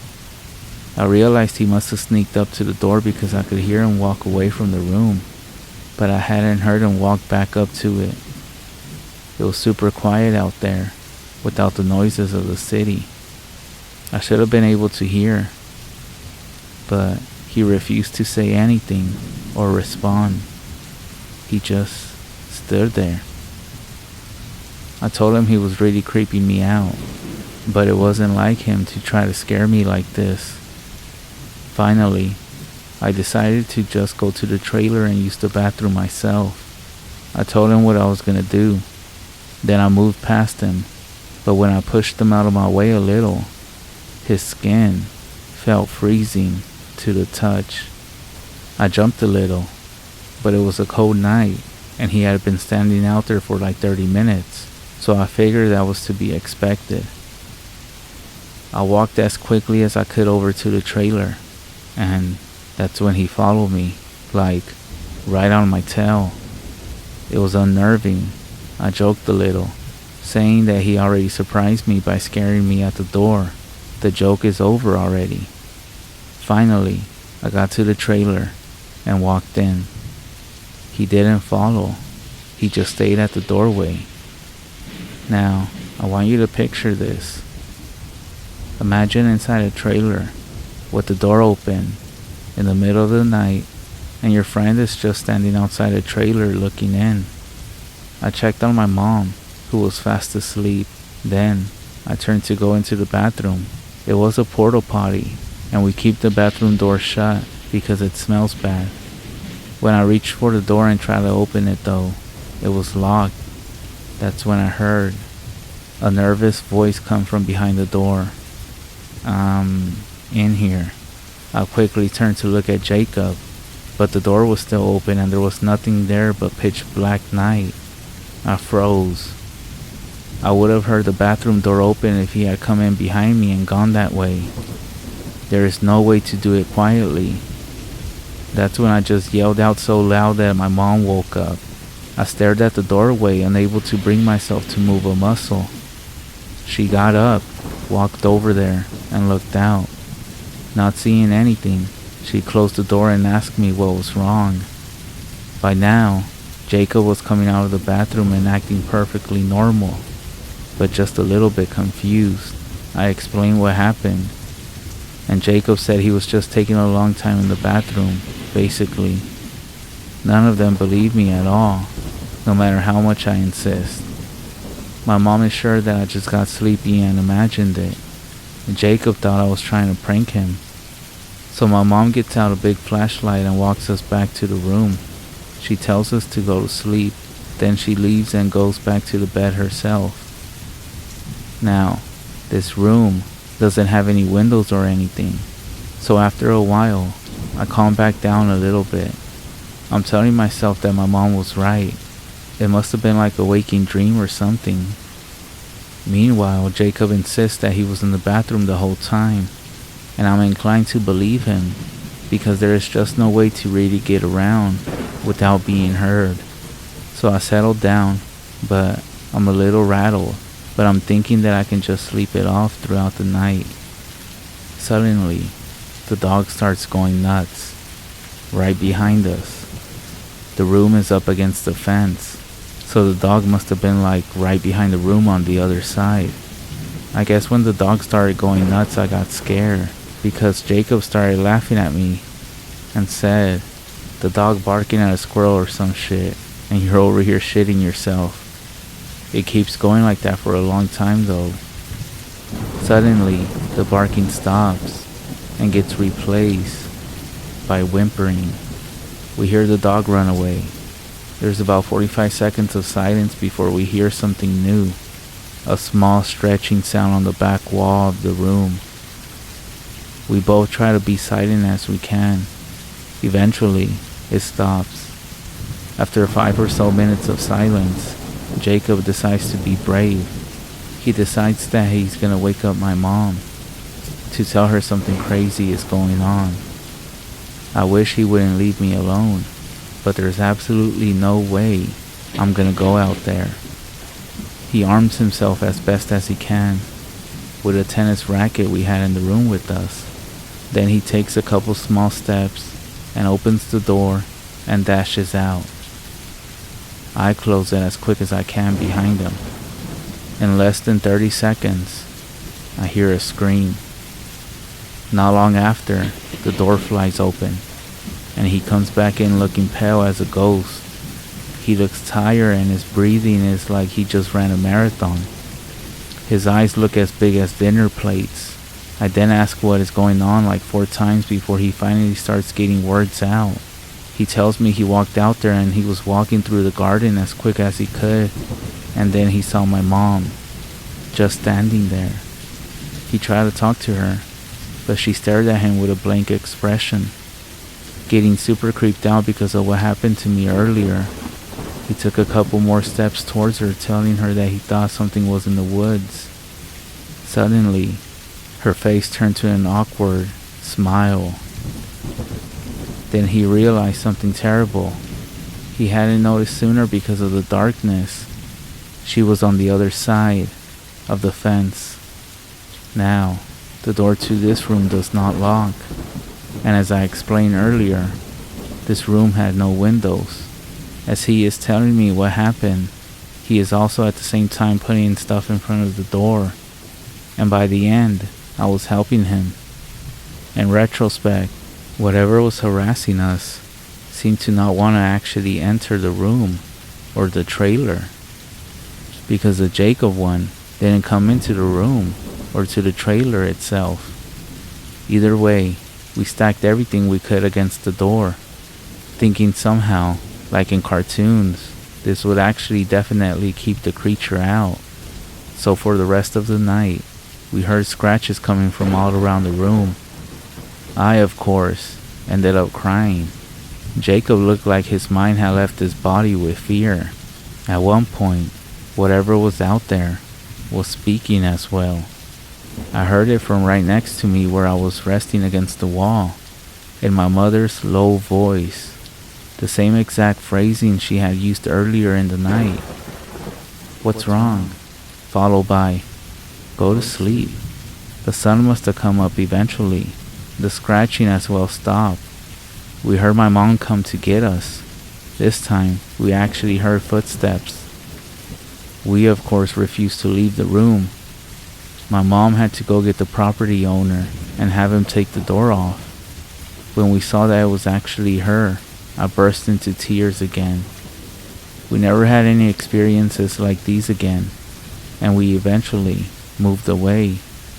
But that one night still haunts me. I still refuse to go out at night unless I'm with a bunch of people, and I will never, ever live in the woods again. Anyways, I hope you all enjoyed hearing about this, as I probably won't tell the story again. Thanks for listening.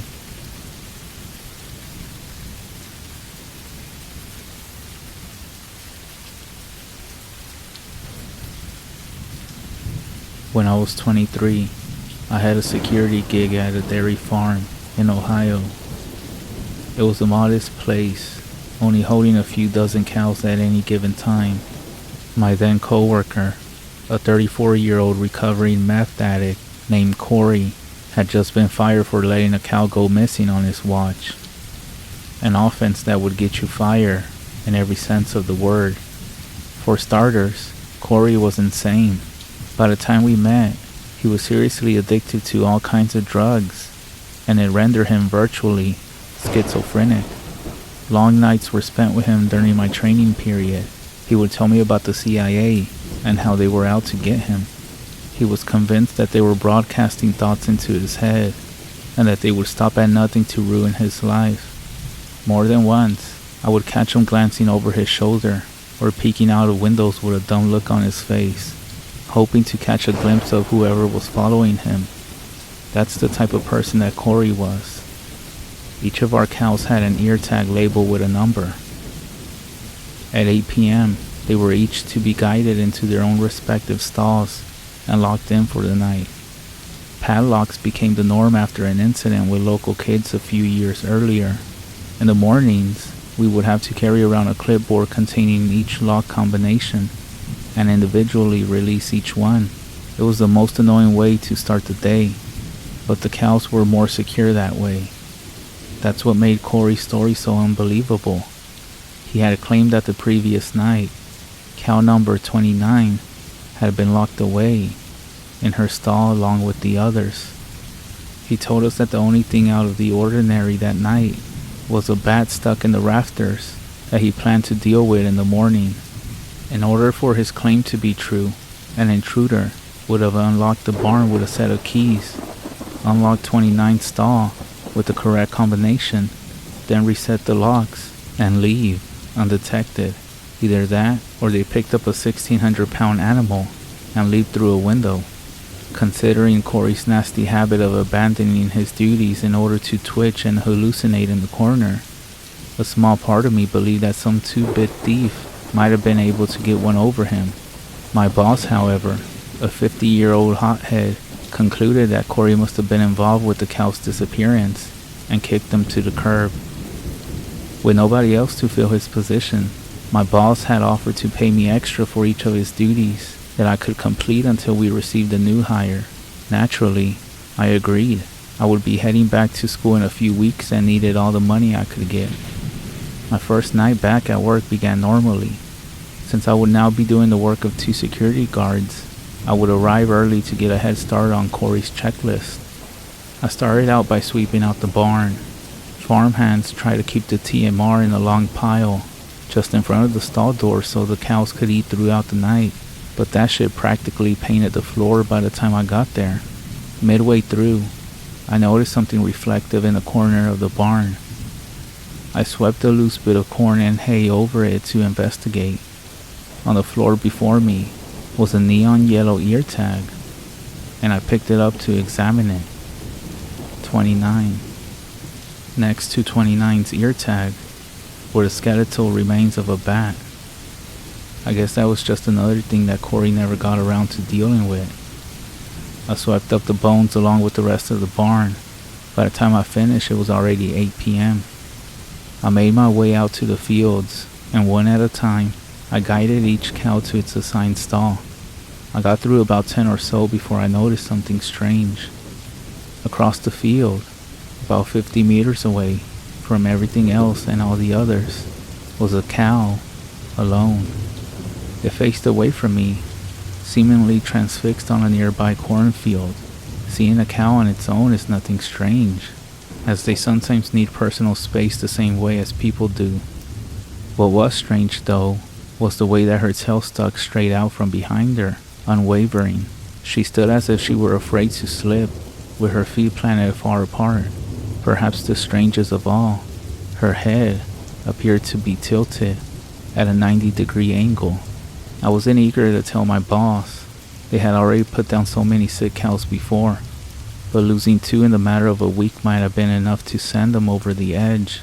That's when I decided to save that cow for last, as I continued to guide the rest of them inside for the night. Being in charge of twice the amount of cows I was used to was time-consuming. It took me nearly an hour to round them up. By the time I locked number 36 for the night, it was 9 o'clock. I should have been making my rounds by then, especially given the circumstances. I just had that last cow to deal with. When contemplating how long it was going to take me to unlock each cow in the morning, I realized something that made my blood run cold. The only stall left empty was number 29. I shuffled to the field, and surely enough, she was there. She hadn't moved an inch since I started the process of moving them. I approached her slowly. It was surreal seeing a creature frozen in such an odd position.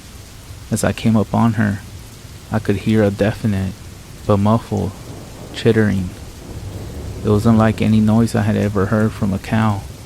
What the fuck did you eat? I thought to myself. I whistled to the cow before approaching her to avoid scaring her.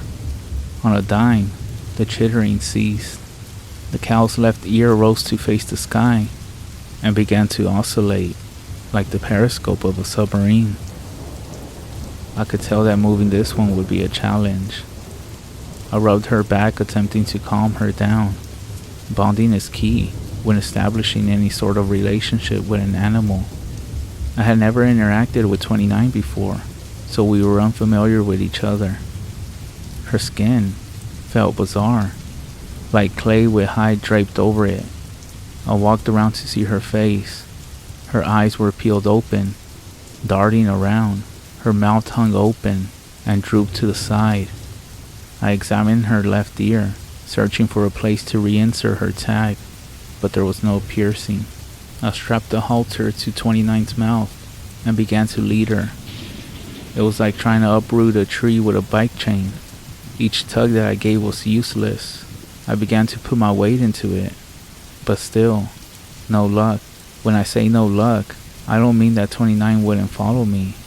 I mean that her body showed zero sign of being affected by my body weight whatsoever.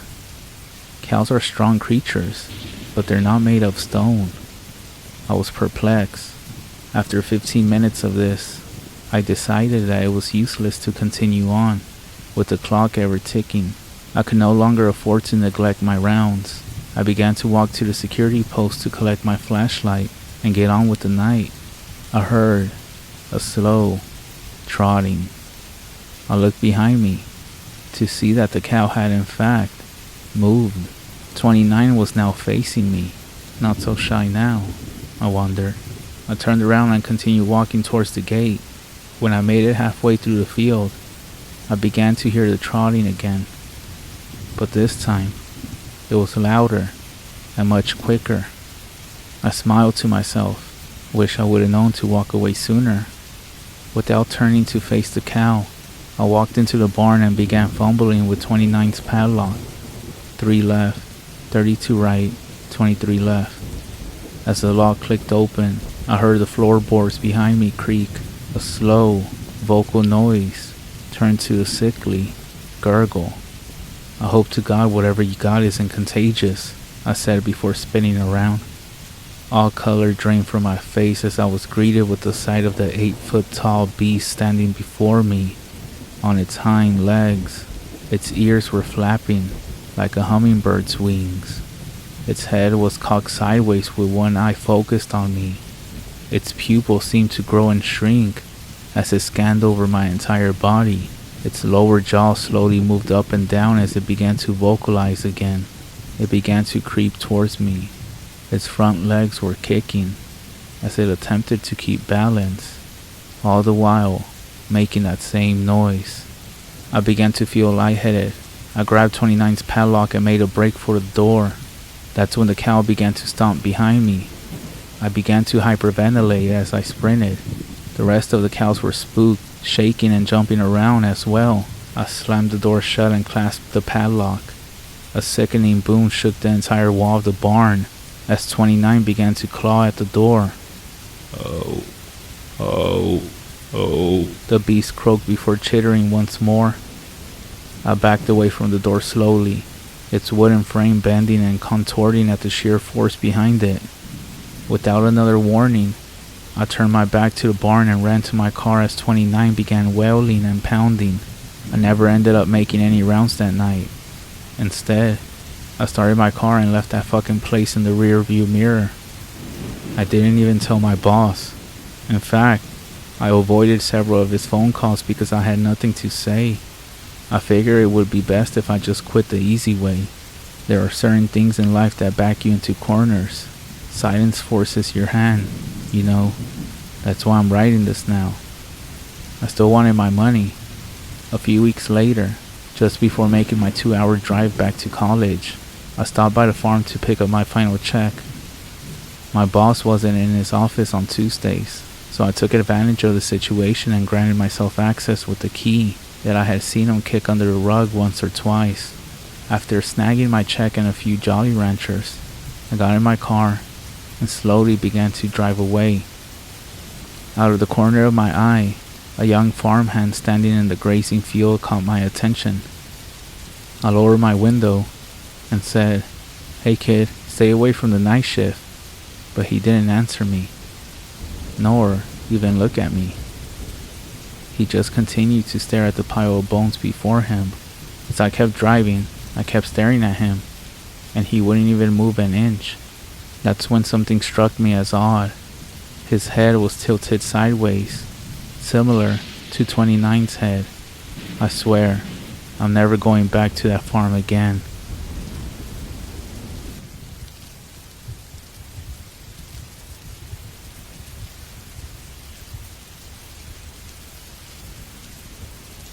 Driving across the country is not something I enjoy.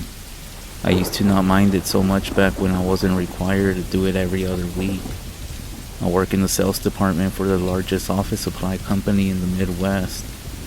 Basically, my job is to contact various other businesses, offices and firms, and sell them office supplies in bulk. This all used to be done virtually, but after one business requested a meeting for the sale, I was sent to do the interview just like how they were done before the digital age. Apparently, my sales pitch and presentation were so enjoyable that the word came back to my boss and they promoted me, a new position that required I conduct these in-person meetings pretty often. I received a significant pay raise, plus commission. I was also reimbursed for most of my travel expenses. It's just after you've been doing these business trips for so long, the journey itself becomes pretty repetitive and boring. Some of you might ask, why don't you just fly like a normal person? Well, I like things to be a certain way. I like to have as much control of my surroundings as possible. Versus when you go flying, you forfeit that control for convenience. If I fly and lose my luggage or have any issues with the car rental place, then I'm basically out of luck. Or if the job goes poorly and I have to head back home before my scheduled time, I'll need to reschedule a flight, and that by itself is just a pain. So unless the location is extremely far away, I just prefer to travel my own way. Recently, I had a job come up which was in the southern part of Kansas. Having been through Kansas only once in my life previously, I can't say I was actually excited to revisit. The drive to the company was fine. Actually, it was one of the smoother trips I had taken in a while. Very little traffic and clear blue skies for as far as the eye could see. I had arrived at around 4 in the afternoon and conducted the meeting upon arriving. The meeting lasted roughly an hour and a half, though most of that time was spent sitting in a waiting room. After all was said and done, all parties involved seemed to be satisfied. I quickly called my boss to inform him of the new account that we had just acquired, and he said good work. My boss wasn't what you would call a people person, which is also why I was the one doing these meetings and not him. However, I could tell he was quite pleased. You work with someone for so long, you pick up on a few things. I tossed my briefcase into my car and hit the road. After driving for nearly 2 hours, the road and the horizon were starting to blur together. With a yawn, I looked down at the time. It was about to be 8 p.m. The burnt orange sky was quickly fading into a dark blue. As I sat there fidgeting in my seat, the feeling of having to use the bathroom was beginning to creep upon me. I kept my eyes peeled for any sign of a turnoff for a fast food restaurant or even a gas station. However, no sign was to be seen. It was just a mile marker after mile marker, and they were passing by at a rapid pace. There were no turnoffs, at least not that I could see. I grabbed my phone off my dash and began to pull up my GPS. I needed to find the nearest rest area quickly. However, before I could scan my phone, I glanced up to maintain my position on the road, and I saw a dual blue sign appear on the right. Rest stop in 5 miles, it read. I closed my phone and with a smile, I placed it back on its stand, relieved. I relaxed back into my seat and continued driving. As I was quickly approaching mile 5, I couldn't seem to spot the rest stop in the distance. I was starting to become concerned, and after another 10 stressful minutes, a building began to appear on the horizon.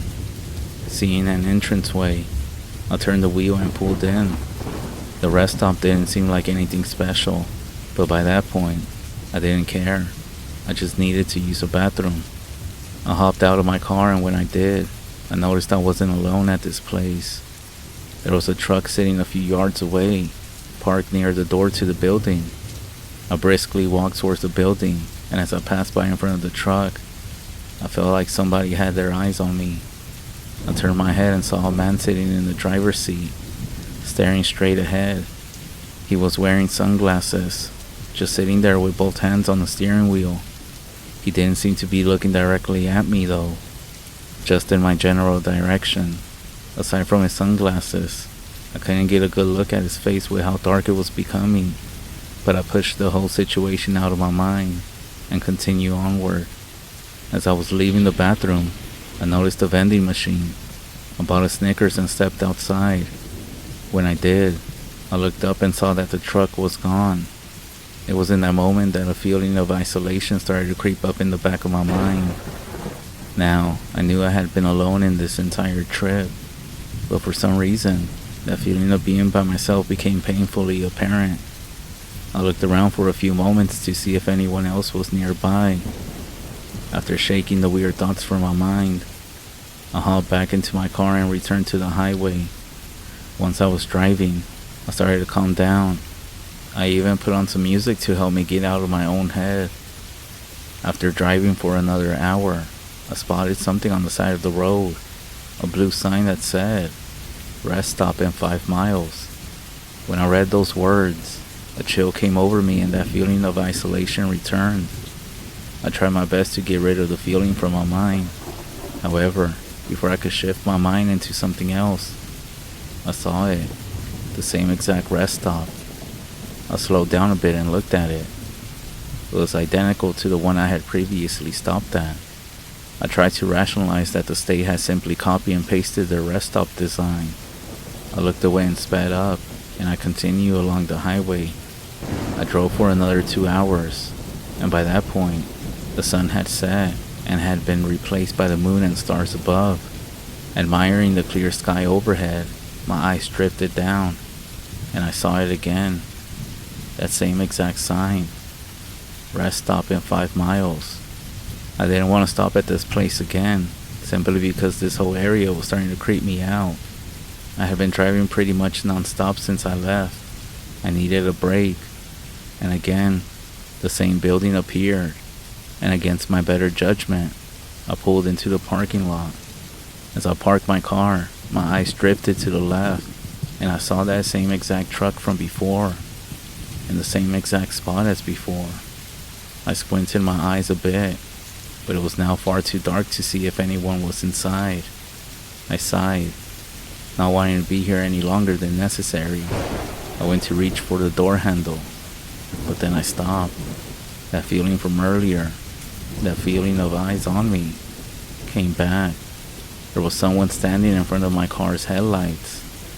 Whoever it was wasn't there a moment ago. I turned and looked at them. It was a man, just standing there in front of my car. He seemed to be wearing sunglasses, even though it was quite odd given it was the middle of the night. He wasn't moving. His arms hung limply at his side. I was able to roll down my window and call out to him, asking what his problem was, but then one of his arms began to move. It slowly lifted to his face and peeled away his dark sunglasses. His eyes were missing, 2 dark holes in his face, and despite him not having eyes, it still felt like he was watching me. He continued standing there, not moving a single muscle aside from removing his sunglasses. My steering wheel began to creak and groan as I gripped it tighter and tighter. Then, in the blink of an eye, he was gone. He was no longer standing in front of my car. I exhaled, trying to gasp the air back in. A moment later, my heart started aching as it pounded in my chest. Then, that feeling came back. The feeling of those eyes, watching me. I slowly turned to my left, and that face was inches away from my driver's side window. I was so close to him. I could see the reddish black skin shifting around as if there were still eyes inside looking at me. He pressed the single hand on my window, and I fucking screamed as loud as I could. I slammed my car in reverse and nearly crashed trying to spin my car around. I drove towards the exit of the rest stop, and instead of continuing the same way I had been, I turned left and decided to drive the other way this time. For nearly 45 minutes of driving, I could barely control my breathing. Every time I think I had gotten it under control, I would lose some air. I could barely bring myself to think about those empty eyes, let alone start rationalizing what that thing was. I drove for another hour before I spotted something up ahead on the right, a small roadside diner. There was a big sign out in the front that said, "Open 24 hours a day." I immediately pulled inside and parked. I just sat in my car for a few minutes, trying to collect my thoughts. During that time, I kept looking back over my shoulder to make sure whatever that thing was hadn't followed me. I stepped outside and entered the diner. A small bell announced my arrival. I saw that the inside was virtually empty. There was a single man who seemed to be a trucker sitting at the counter, drinking coffee and reading the newspaper. He gave me a passing glance and continued reading. A moment later, a waitress came rushing out of the back and told me to grab a seat anywhere. I spotted a booth near the back and quickly walked over to it. I sat down, rubbing my hands together, trying to shake off my nervousness. The waitress came over to the booth and asked if she could give me anything, with a slightly trembling voice. I just said a cup of coffee.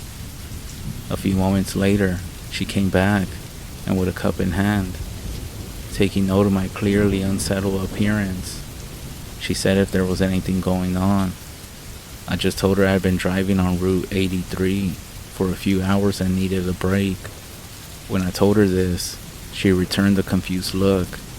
She asked me if I was sure I was on Route 83, and when she did, I noticed the trucker turned and raised an eyebrow at my statement as well. I nodded to her, and she told me something that I'll never forget. She said that most of Route 83 had been closed for a few weeks now, that there are roadblocks and signs all over the road itself.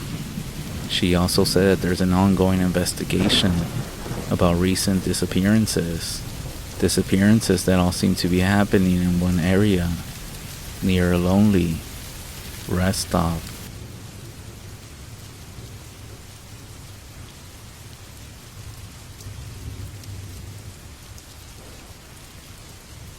About a year ago, I moved my family and I to a home way out in the woods in Tennessee. I wanted to be brief here, but I need to get this off my chest. And after looking into this a little bit more, I have a lot more details that I think will paint a clearer picture in the end, so just bear with me. The nights here can be very loud. Between the crickets, the tree frogs, and everything else in between, it can be deafening. One night, not too long after we moved in, I had forgotten something in my car and headed outside to go get it. The first thing that struck me as odd was that my dog wouldn't go outside with me. My dog goes everywhere with me. But not this night.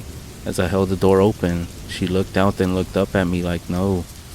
So I walked out and shut the door behind me. The second thing that caught me off guard was that there was not a peep. It was dead silent. I still shrugged this off and walked down my front steps and headed down to my car. When I had gotten about 10 feet from my car, the hairs on the back of my neck stood up. I felt as though something was watching me. I looked around but saw nothing. After I reached into my vehicle for what I had forgotten to grab earlier, I had this feeling like something was moving towards me. I took a step back, and I checked around me. All of a sudden, I heard one of my hedges next to me that lined the walkway to our front door rattle. At first, I thought it was a rabbit that I had scared, as I had seen one just earlier in the day right where this was. A few seconds later, I heard the sound of a large rock, landing a few feet away from me. It hit the walkway and bounced into a shrub. I drew my gun and called out and said whoever this was is about to get shot. After a few seconds of nothing, I began to think that maybe this was some local teenager messing with the new people. I holstered my gun and turned and started walking back to the front door. Almost as soon as I turned towards my house, I heard this deep sound. It sounded like a huge dog, but what made me know back to my front door was that it sounded like it was right behind me. I leaped up into my porch, turned and drew my firearm again, expecting something right there. But again, there was nothing. A couple weeks later, I was on my porch at night, sitting on a bench with my wife. She got up and walked inside to get something, and as soon as she shut the door, I heard that same sound again.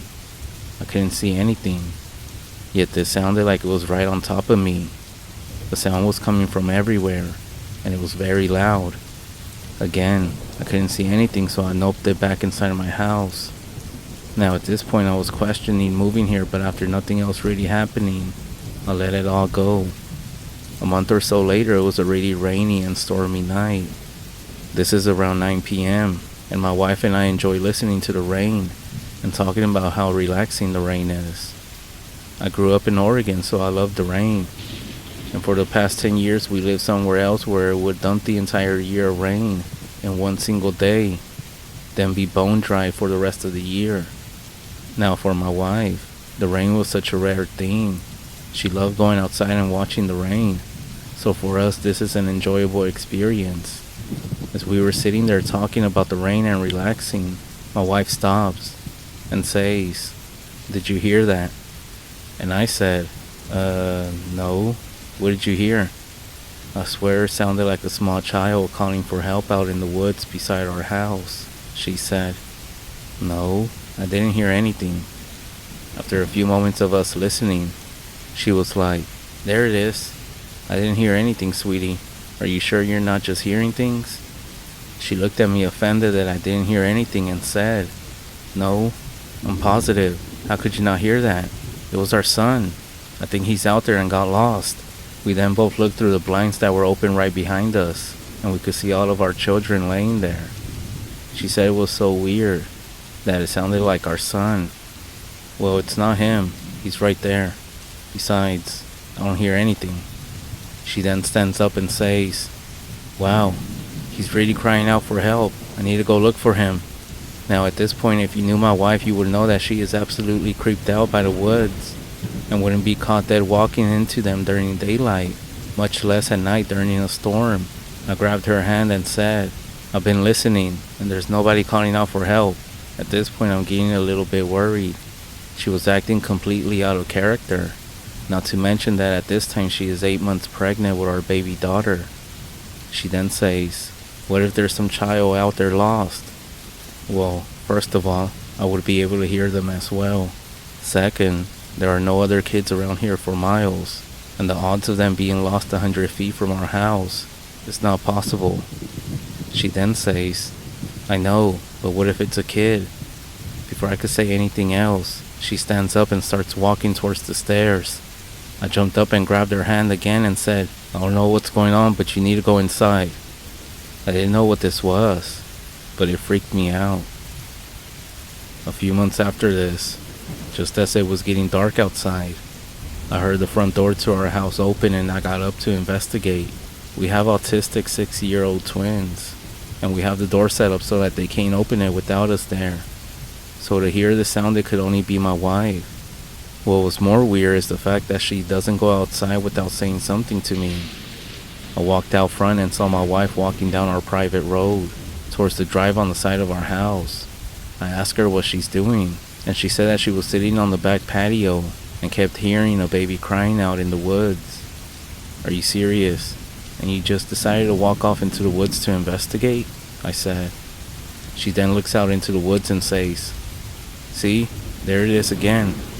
I couldn't hear anything, but what I did notice is that it was completely quiet outside again. I told her just like before, the chances of a baby being out in the woods outside our house is slim, and that she needed to get back in the house. She then said, "What if someone left a baby out there?" Well, if that was true, I would hear it as well. Now at this point I was really starting to worry about my wife's mental health. I asked her to see a psychiatrist, and she did. Looking back now, I feel really bad about this, knowing what I know now. A key to this moment was that my wife had just given birth to a baby girl a month before. A few days after this, we're out on the front porch again. It's early evening, and I had just cut the grass this day. and our 3-year-old son was riding around on his little car in front of the house. Now he knows that he's not allowed outside of a certain area that we mapped off. He loves playing outside, but with the road behind 50 feet from our front porch, we have to be careful as a lot of trucks will fly through after drinking all day on their boats. As we're talking, we're both keeping an eye on him. A neighbor then drives by and stops to say hi for a second. This interaction took about 8 seconds, as all they said was how are things, and we said we're good, and he told us he would stop by later as his wife got something for the kids, who happens to be one of their teachers in school. We simply say okay, and he drives off. I looked over where our son was at, and he was gone. I called out his name and ran over to the side of the house, and I could hear his car on our side drive. I scolded him for leaving the area, and he said something in his 3-year-old gibberish and pointed to the woods behind our house. I then told him that he had 5 seconds to get back up to the front of the house or else. He then pointed back in the direction of the woods and kept trying to tell me something. I looked off to where he was pointing at and just assumed that he saw a deer or a squirrel or something and he wanted to see it up close. I walked him back up to the front of the house and he cried the whole way there. He got really upset that I wouldn't let him go into the woods, but I just wrote this off as him being curious, as most 3-year-old boys are. Now this situation isn't isolated, as our twins have done similar things, but nothing very extreme like this. There have been nights where we just laid down for the night, and we heard a loud bang on the side of our house on the wall behind our bed. It was so loud that I jumped up and looked out the window. Our floodlight had come on, but I couldn't see anything. Now the weird part about this is that our bedroom sits about 12 feet from the ground level, as we have a full-size basement that's cinder block. I put on my slippers and grabbed my shotgun and walked outside to investigate. It was dead silent again. The floodlight that's on the side of the house had clicked off at this point. So I walked over to the end of the deck and shined my light around the yard. There was nothing. I walked around the house and shined the light around intently. As I approached the back side of my house, the hairs on the back of my neck stood up. Again, it felt like someone was watching me. I shined the light up in the trees, but again, nothing. I rounded the corner and the first thing I noticed was that my 3 dogs that were in their area weren't making a single sound. Now our dogs have no filter and will bark at anyone and everyone. This includes me as well. So to see them all hiding with their tails between their legs, not making a single sound, really had me worried. As I kept walking, all of a sudden, the crickets and frogs started making sounds again. It was like someone had clicked the switch. I walked back into the house and told my wife that I hadn't seen anything. She shrugged and said okay as long as our dogs were okay. Due to the circumstances that night, I decided to let the dogs in and sleep with us. This very same thing has happened on all 4 exterior walls of our house. It's random and annoying, but just like this instance, every time there's nothing going on outside. There have also been times when we're sitting in the house, and as I was watching a movie, my wife walked over to me and said, "Did you call me?" I say no, and she says that she heard me call her name in her ear. She said it was definitely my voice, but she didn't understand because it sounded so close, and I was a good 20 feet away from her in my recliner. The important part to this was that she was sitting at the table doing something, and the slider to the backyard was open behind her. Now, our back patio sits about 20 feet off the ground, and it's like a balcony as it has no stair access outside. There have been several instances where she would say that she heard someone whisper in her ear, but she couldn't make out the sound. Again, I kept thinking that she was going crazy, but as you will see, I think all of this is tied into this final moment where things are revealed. The last thing I want to mention before we get into what just happened is that I have a shooting range built behind my workshop on the opposite side of our property next to the main road. It's kind of on a downslope, but it works perfectly for what I need it for. The range itself is cut straight into the woods going down about 100 yards or so.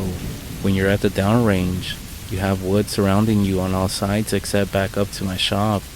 I have to say, it has always felt creepy when I'm dealing with my targets or mowing the grass.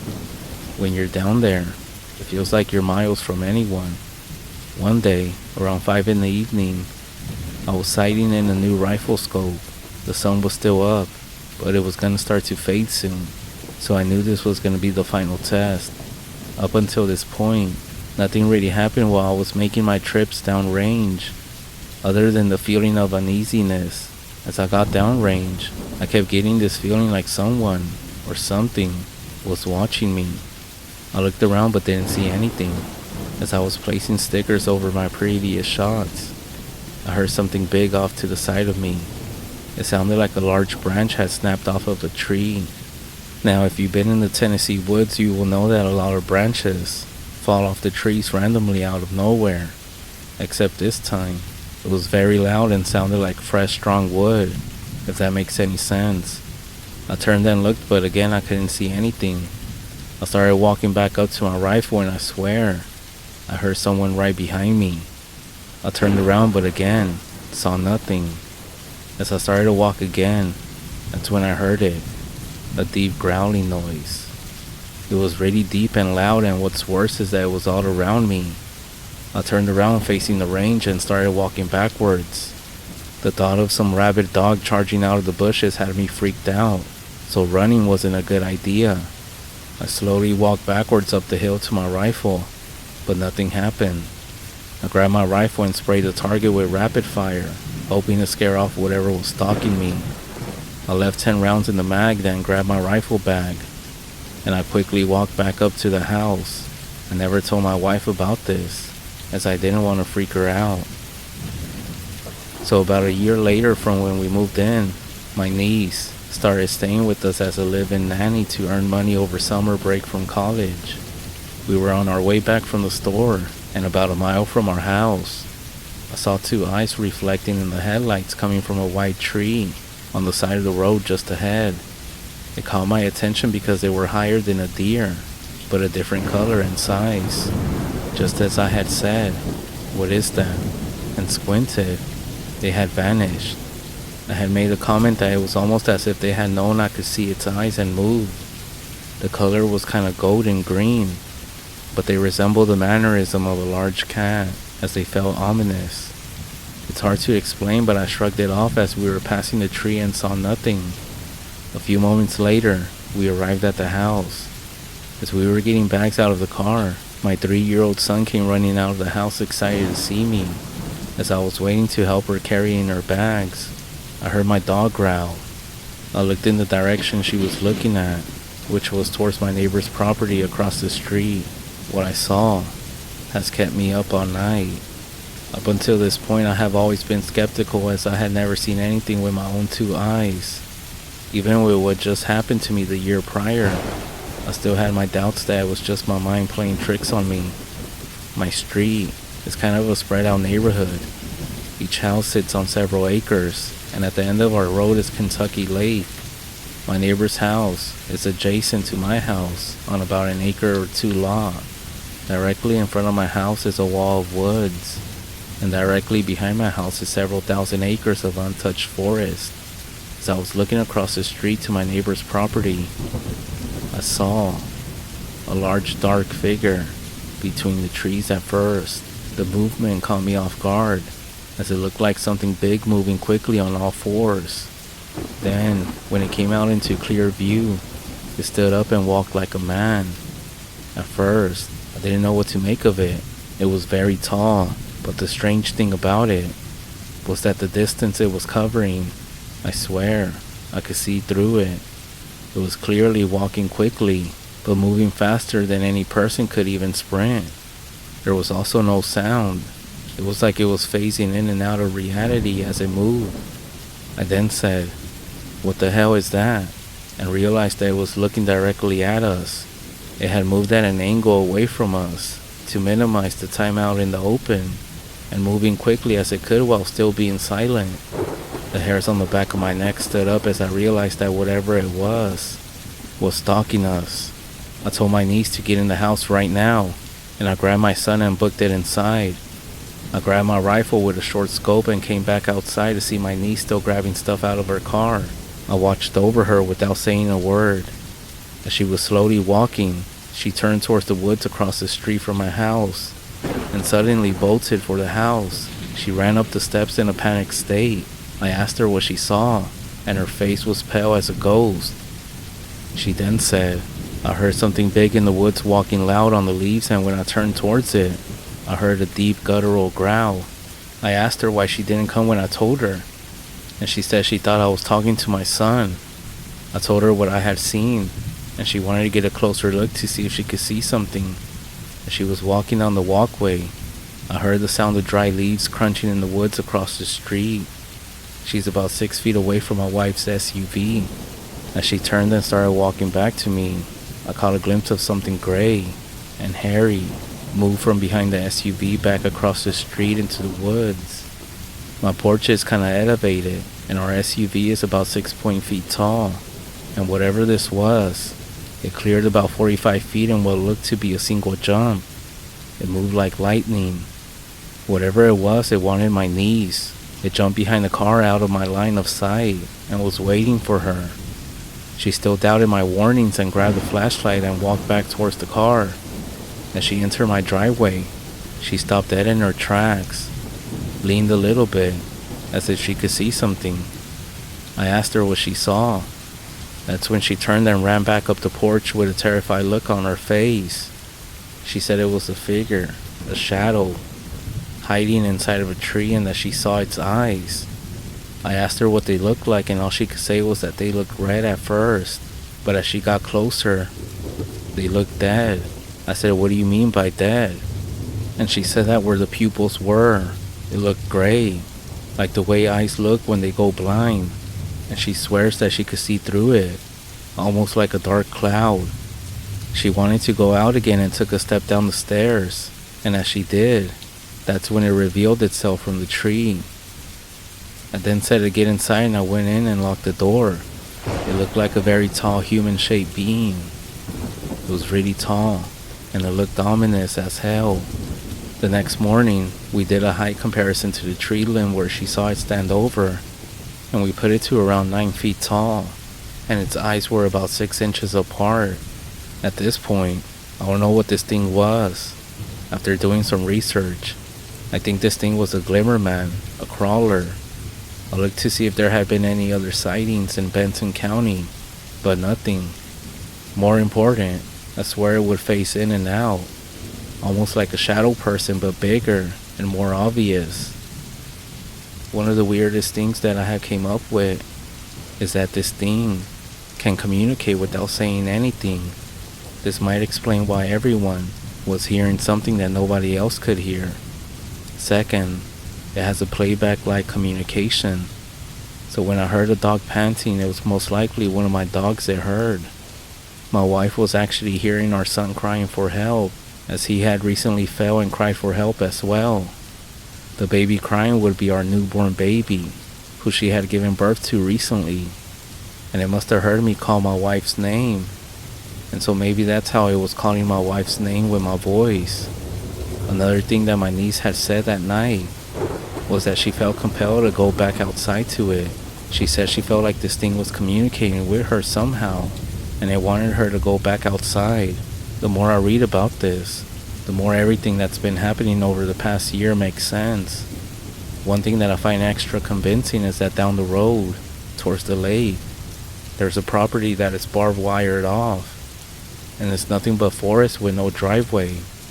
A lot of the property down our road is undeveloped land, and on one of the trees, there is this large old sign that says, "Screamer lives here," with an arrow pointing back into the woods.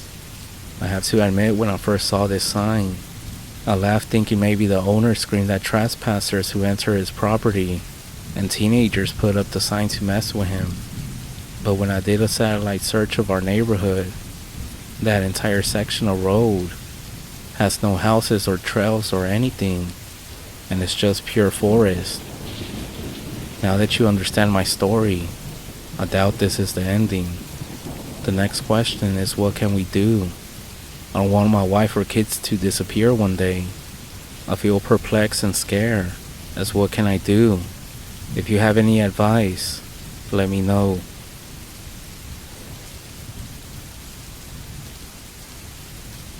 Update 1.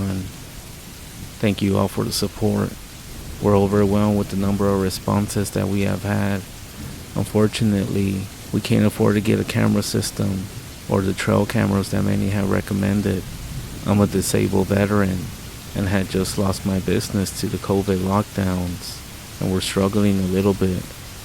That being said, I did go out soon after posting at night to try and get some evidence to bring here for you. The camera on my phone is not great for nighttime, and it seems to make the images very grainy with the low light. As I was sitting there that night, I did catch some strange sounds on the camera, as well as when I passed an area with my flashlight, there appeared to be something. But when I came back to it, there was nothing. Again, due to the light, it's very hard to make out. I haven't felt comfortable going out since then. My niece just came back from a week's vacation in Florida, so we're planning to sit out there a couple of nights to see if we can get anything. This stuff has been happening for some time now, but it was random and far apart. Ever since this last incident, I have seen things that I can't even explain, but they seem to be happening almost on a daily basis now. Last night, when my niece arrived, we went out on the front porch to welcome her. I did notice something that looked like a face that was staring at me, but what is weird, as I was staring at it, it moved back into the shadow without moving, if that even makes any sense. These are the things I really want to get on here for you. There is a story of a man in Georgia who I believe saw the exact same thing I did that night, and if I find it, I'll post a link for you as well. We're also going to be working with an artist to try and get a good picture to show exactly what we saw that night. I really want to keep everyone updated on the things going on. There have been many other things that have happened here that I would also like to add. I know that they may not be connected, but I feel like you all should be the judge of that. The one thing that I do want to add in this update that I didn't think was connected was about 2-3 weeks ago. My wife and I had an argument about something silly. She decided to walk back into our woods to clear her mind. I was on the back patio when I noticed her walking down our shooting range. I asked her where she was going, and she said, to cool off. I know the chances of something happening to her was slim, but I did find it strange that she would choose to go into the woods rather than simply walking down the road. I quickly got dressed and went down to try and bring her back. I went to the end of the range and called out her name. After a few minutes of calling out, I heard nothing. Not a single sound, not a twig, or anything. Now the weird part is that it's impossible to move around these woods without making a sound, especially for her.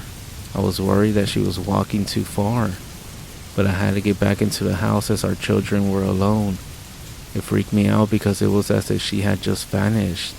I went back in the house and debated calling someone, but I figured I would give her a little more time.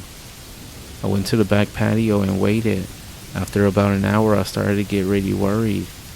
I called out her name again and decided that I would call if she hadn't returned in about 30 minutes. After another 20 minutes went by, she came walking back out of the woods. Angry that she had worried me so much, yet also relieved, I asked her what she was thinking, and she said, "What are you talking about?" As she walked back up into the house, she came and looked at me like I was crazy. I said, "Did you not hear me calling out to you?" She said she only heard me once and that she replied. Now, this is where it gets crazy. She said, "I only been gone for about 10 to 15 minutes. Why are you freaking out?" When I told her that she had been gone for an hour and 20 minutes, she didn't believe me. She also said that when she went down there, she didn't go very far, but when she turned around, she started walking and got worried that she was lost. She said she didn't recognize where she was, but something told her to keep walking. She said it felt strange and that the air felt different. When she came back out of the woods, she was relieved to see the house. Now the part that upsets me the most about this was that where she said she was is impossible. I was literally just standing 20 feet away from that spot. If she really was there, not only would I have seen her, but she could have talked to me in a normal voice. More concerning is that you can see the house from this spot and how she felt lost. It's just crazy. I don't know what this was. I thought that she was just losing her mind. After reading some responses, I feel like what happened to her was real. I do plan to go back to that spot with her to prove that you can see the house from there. But I want her to show me exactly where all she went. I know some people are thinking that we're crazy, but I promise that I'm gonna do whatever it takes to get proof and keep you updated as we figure this stuff out. I know it's turning into a book to read, but I want to be detailed as possible. Let me know if you want me to keep posting the updates here like this.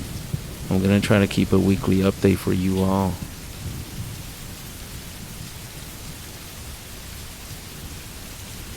Update 2, June 24, 2022. Weird things keep happening. Today, my 3-year-old son is playing on the back patio a few feet away from us. And all of a sudden, the dogs inside jump and start barking as one of our dogs that's on the patio with him comes bolting into the door. I jump up to see what's going on, and my son is pointing at the tree line saying, "Werewolf, Daddy, werewolf." Now my son loves watching videos of werewolves for children for some reason. I would normally put this off as nothing, but if you saw the look in his face, you would know that he was serious. Plus, with the way my dogs reacted, he had to have seen something. I pulled out my phone and began recording. He kept saying, "Daddy, look, werewolf in the bushes." I tell him I can't see anything, but I can hear something really big in the leaves. I'm gonna post a recording of this whole thing to see if any of you all can see anything that I might have missed.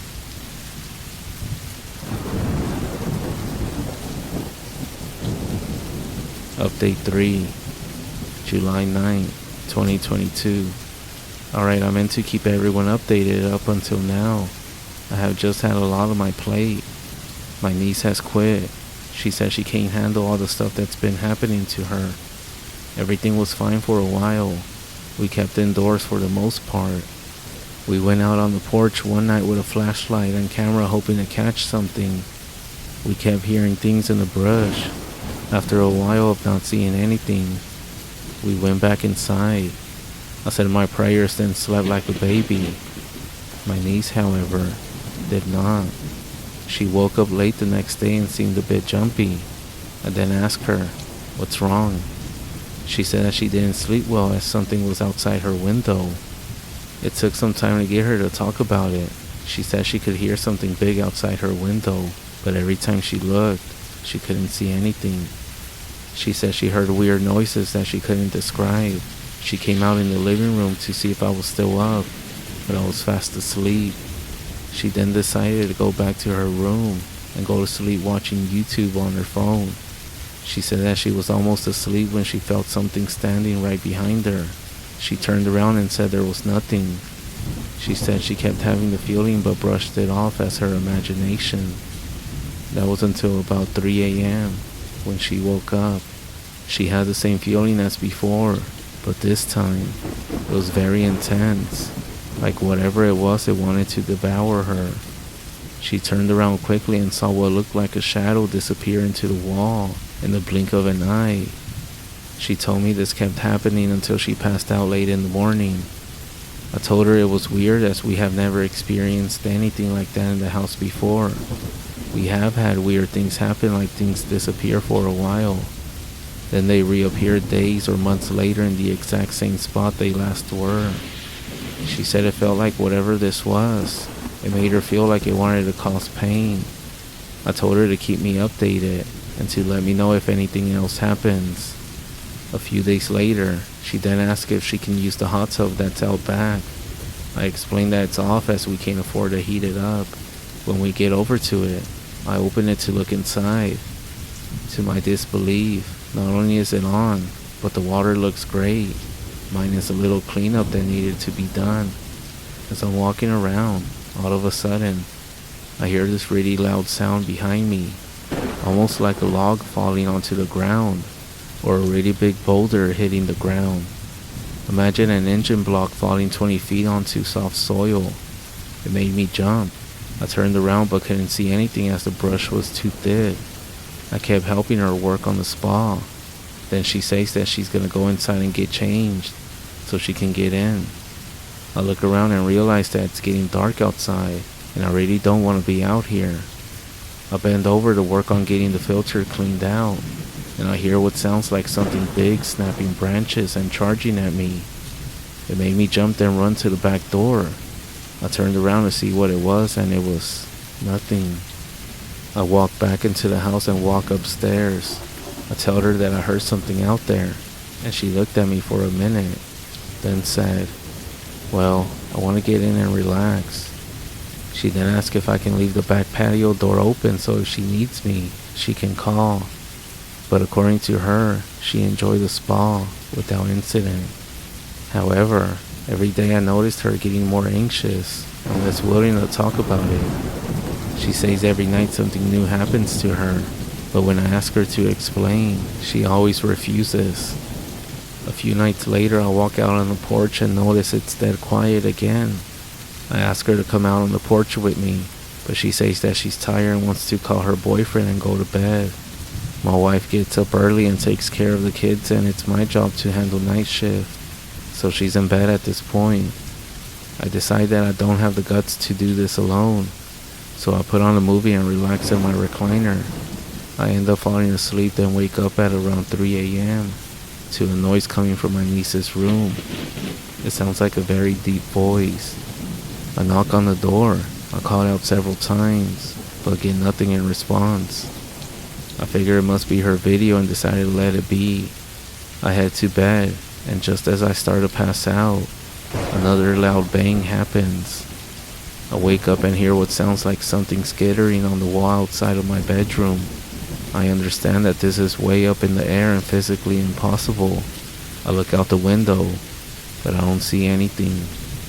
After going out and checking on this noise a few times over the last year and finding nothing, I decided to forget it and just go back to sleep. The next day, my niece comes out and tells me that she had the shadow thing happen again. Except this time, she left her light on. She said she woke up to getting that feeling again.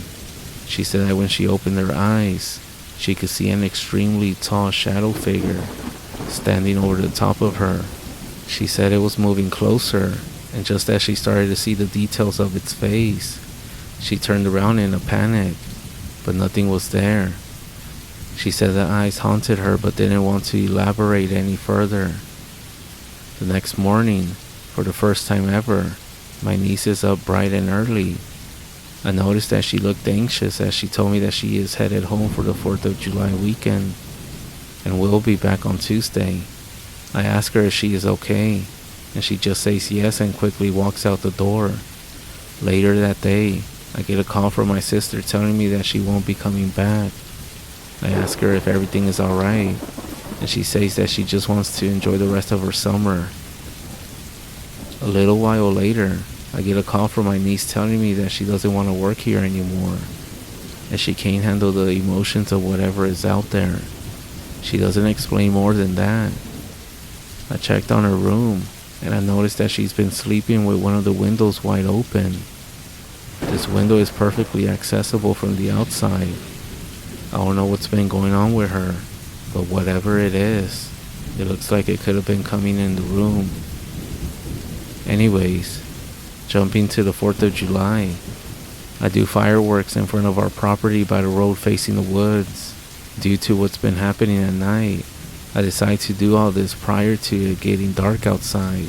We do our fireworks, and just as it starts to get dark, I get everyone inside. After a couple of hours, I remember that my hose is still on the ground and laying out by the road. I head out to clean everything up, and I put the hose away. While I'm doing this, that's when I notice that it's dead silent again, minus the sound of fireworks in the distance. The hairs on the back of my neck go up, and I get the feeling that I'm being watched again. I hurry and fix the hose and ran back to the house. I swear, I'm starting to wonder if it's just my mind playing tricks on me at this point.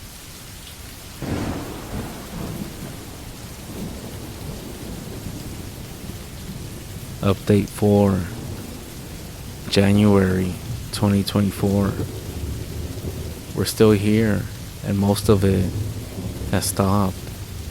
I have learned after an exhausting amount of research that yes, these things are very real, but they're not what most of us think they are. They're not our friends, and will never be. They have a hatred towards us, and are amazing at long cons and will trick you. You can absolutely draw them to you, but they can seek you out as well. I could really go into detail, but it's probably best that I don't do it. You have to rewire your thinking completely in order to understand what's actually happening. I am going to give advice to anyone if this stuff is happening to them and they want it to stop. If you saw something, you didn't. Don't look into the woods here at dusk or at night, because if you're looking for them, you will find them. I will definitely start by praying. Pray over your family, your land, and also try it when things start to get scary to see if it stops. Sometimes it can be simple as that. Many times, despite whatever it is, it seems to work. It might stick around in the woods, but hopefully you can keep it off your property. Kids can see things that we can't. For some reason, we lose this ability as we get older. I would sit the whole family down and have a serious conversation about what's going on, just to be straight up about the woods being dangerous and whatnot, and make sure to tell everybody to not listen to anyone who's calling them into the woods, that it will never be you or anybody else. Tell your kids to let you know as soon as they see something, so you can protect them, then cast it out with prayer. My neighbors actually came to help me because things were getting so out of control for everyone. So this is why I don't post anymore or talk about these things again. Slowly, all of my neighbors have seen things. Apparently, there's rules to living in Tennessee that most locals know about but don't share. Rules like don't whistle at night if you hear your name being called from the woods. No, you didn't. You didn't hear anything. If you hear some crying or anything while the woods are still, you didn't. You never talk about it. Otherwise, your acknowledgement may bring it closer.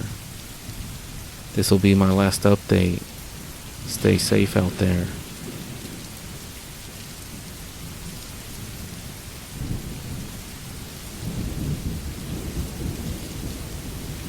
My family has a hunting cabin in the National Forest of Pennsylvania. My grandpa, who worked in a steel mill in Pittsburgh, bought the land in the 70s whenever the agents used to go into the mills and post ads for huge plots of land that the steel workers would break up and all get their own plots for dirt cheap, then help each other build their own camps. Allegedly, there was a gravesite found on the property that my grandpa bought. The details aren't exactly known how this was discovered, but apparently some type of survey was done before the property was sold. An archaeologist from the University of Pittsburgh uncovered a very old Native American grave. They excavated the grave, but the pit, by that point now just a depression in the ground, was still there. This was on my grandpa's property about 200 yards from the cabin. Of course, I don't know if any of this is true, but the depression was, and as far as I know, it's still there. And that was the story that we were all told. Of course, when I was a kid, my cousins and I used to do very dumb and stupid things, like go back to the site in the middle of the night, and we would dare each other to lay down on it. I must have been around 10 when this happened, back in the early 90s. My dad swears he doesn't remember it, but my cousin remembers it, as we still keep in touch. So we were sitting around the campfire, roasting hot dogs and marshmallows and talking, that type of stuff. Obviously there was no alcohol on my part, as I was around 10, and my dad didn't drink. I remember my dad telling everybody to be quiet, and my older cousins and my dad were talking about seeing somebody in the woods. My dad then shines a flashlight into the woods. We don't see anybody. We go back to business, and when my cousin actually shouts, "There he is again." By shielding the light from the fire, you can see a wispy, grayish human figure walking through the woods slowly, like he's not trying to make any noise. He was walking from our left, as if he came from behind the cabin, and was crossing the wood line along our left, and then across the front of the yard just along the trees, about 50 yards or so from us, taking a wide turn to avoid us. Nobody said a word. My dad and one of my cousins both shined flashlights several times, but he would disappear. You could only see him in the dark, and after your eyes were adjusted. At some point he walked in the field of view, where the fire was between us and him, and that was it. We never saw him again. One of the creepiest things out of all this is that he was walking towards the gravesite. We had never seen this before, and we never saw it again. I spent about a week every summer at the camp, until I was about 20. Family drama, weirdness. After my grandpa died, it kind of ruined the camp for us, and I haven't been back since then. Needless to say, we didn't mess with that grave, or any grave, again.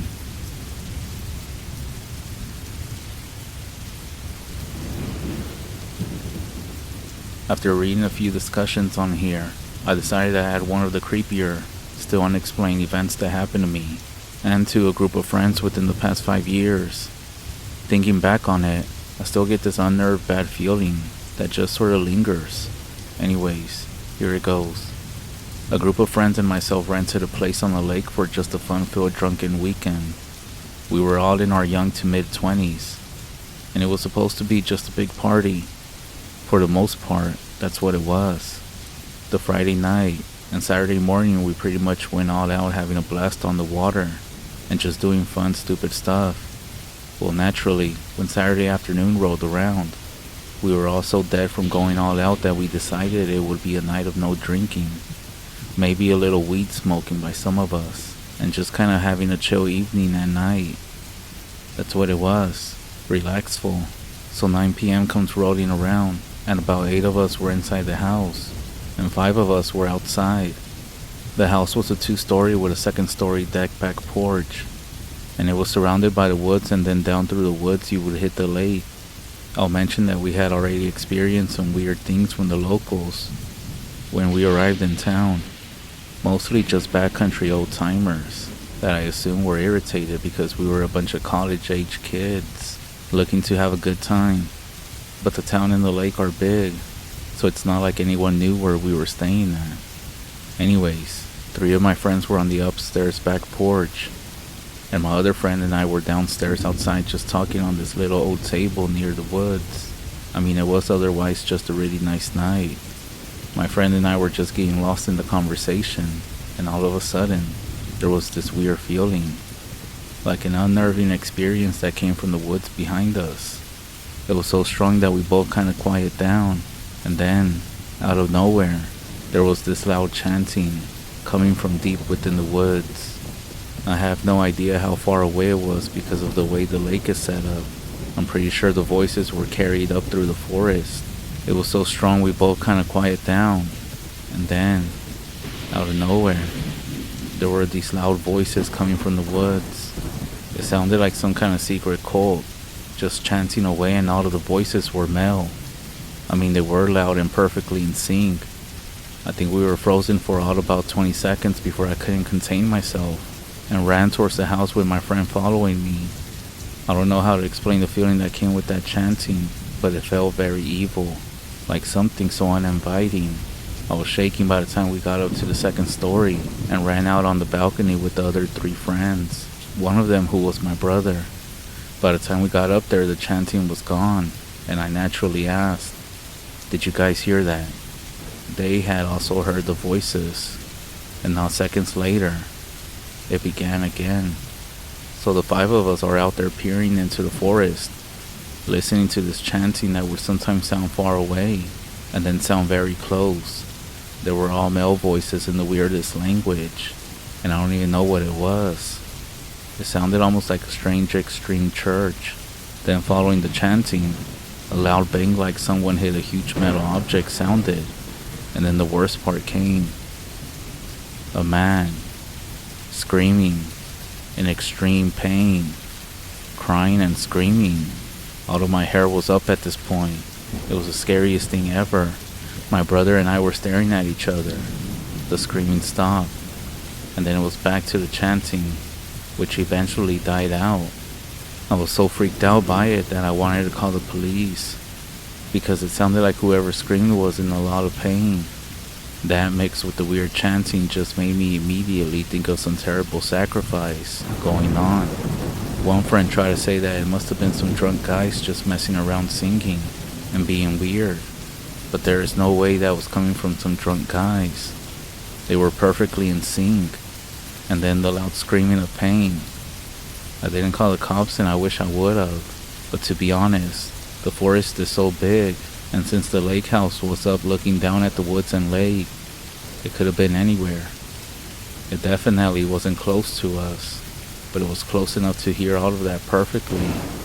We went in and got some of the others, but by the time they came out, everything had stopped. Someone actually wanted to go explore and find where it had been coming from, but obviously, that was a stupid idea. After that, I was so ready to go home. I can't explain the relief of driving away from there the next morning. Even now, I just get the worst feeling that whatever it was, it felt so wrong and evil. I'll never forget that moment. I can only imagine it was some sort of secret cult that possibly sacrifices humans.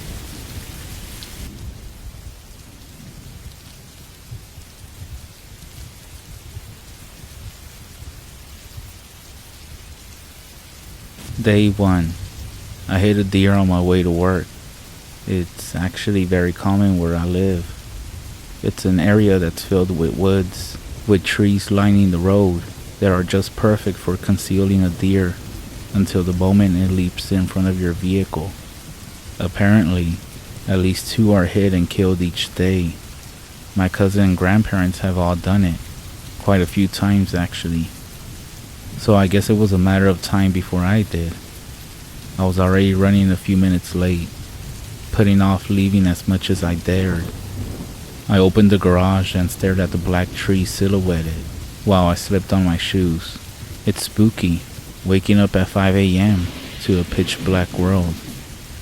I reversed the car, turning as I backed up to make a turn in my driveway.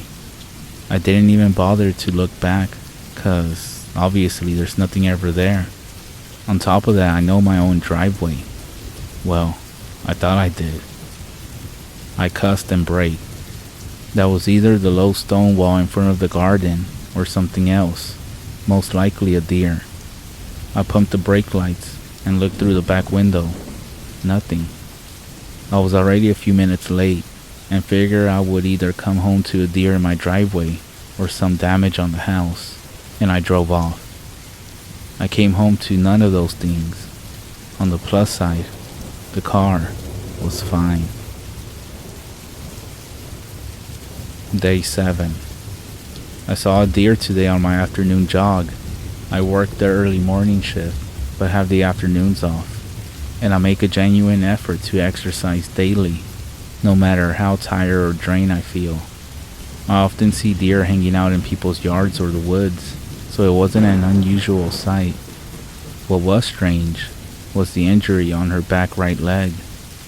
It looked broken, with dry blood coating her side. I felt a stab of pity, but the way she was watching me made me more uneasy.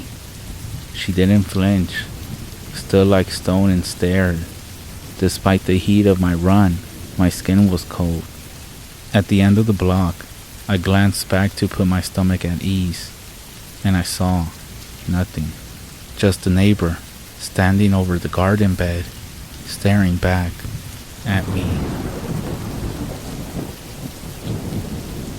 Day 12. I've been seeing deer on every run I take. Every morning on my long drive through the middle of nowhere to get to work, my brights catch them on the side of the road.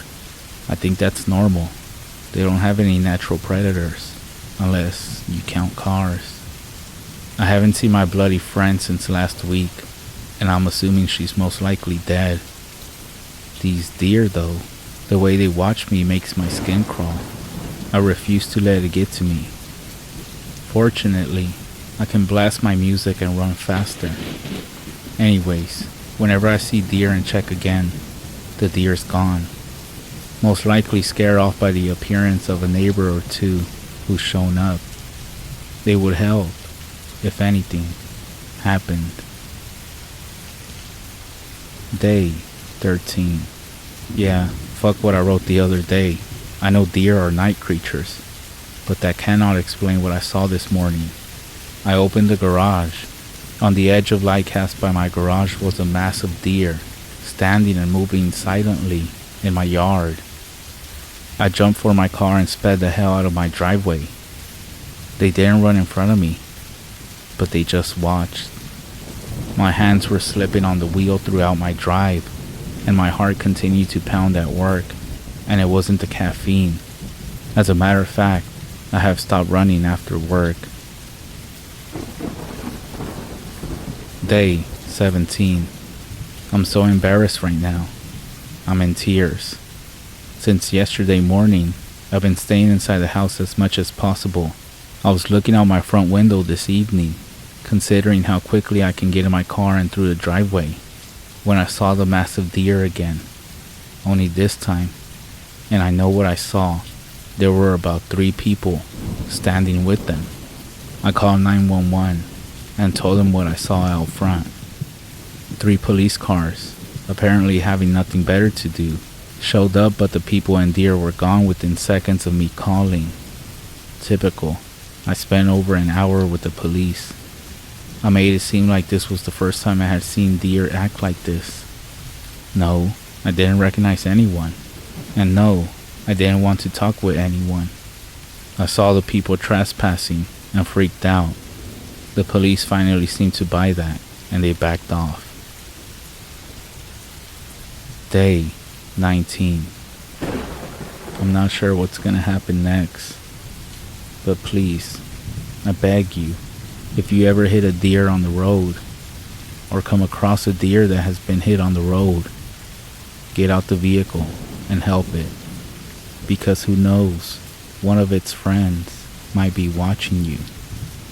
And if you have hit a deer before, just look out your window tonight, and don't be shocked if you see somebody or something staring back at you. I was supposed to leave for work 30 minutes ago. It's pitch black outside, but I can just make out their inky forms in the woods, circling the light coming from my window. They're moving closer and closer. No one will believe me. I can't prove anything. All that I do know is there's one woman staring directly at my window who's come closer than the others have dared. A woman with a limp and dirty, matted jeans.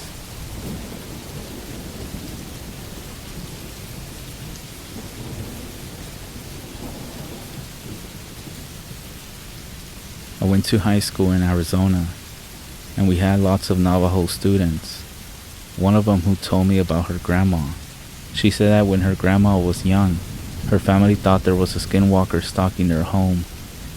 I'm not sure what caused them to be suspicious, but they were examining all of the animals. They said that even though a skinwalker can assume any animal form, their eyes still stay human looking. And what's more, because they have human ears underneath the animal skin, they can't move their ears. So this girl's grandma was going around and tapping all the ears of the goats to make sure they could twitch them. She came to one goat and gave the ears a flap, and they just stayed limp. She then said that she looked right into the eyes of the goat, and 2 human eyes were looking back at her. She said that's when the skinwalker charged into her and knocked her over before running off. She said they never saw it again. After that, I have never looked at goats the same way again, or any kind of livestock in general. As a matter of fact, you should probably look into the eyes of any pets that you own, or any livestock, before going to sleep tonight. One of them might just be a skinwalker.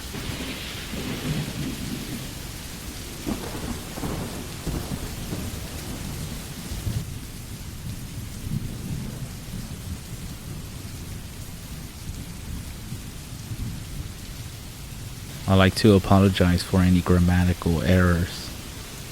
I also don't spend much time on here, so I have no clue if this is the right place to post this in. But I know you guys know your shit, so I assume it's the best place to ask.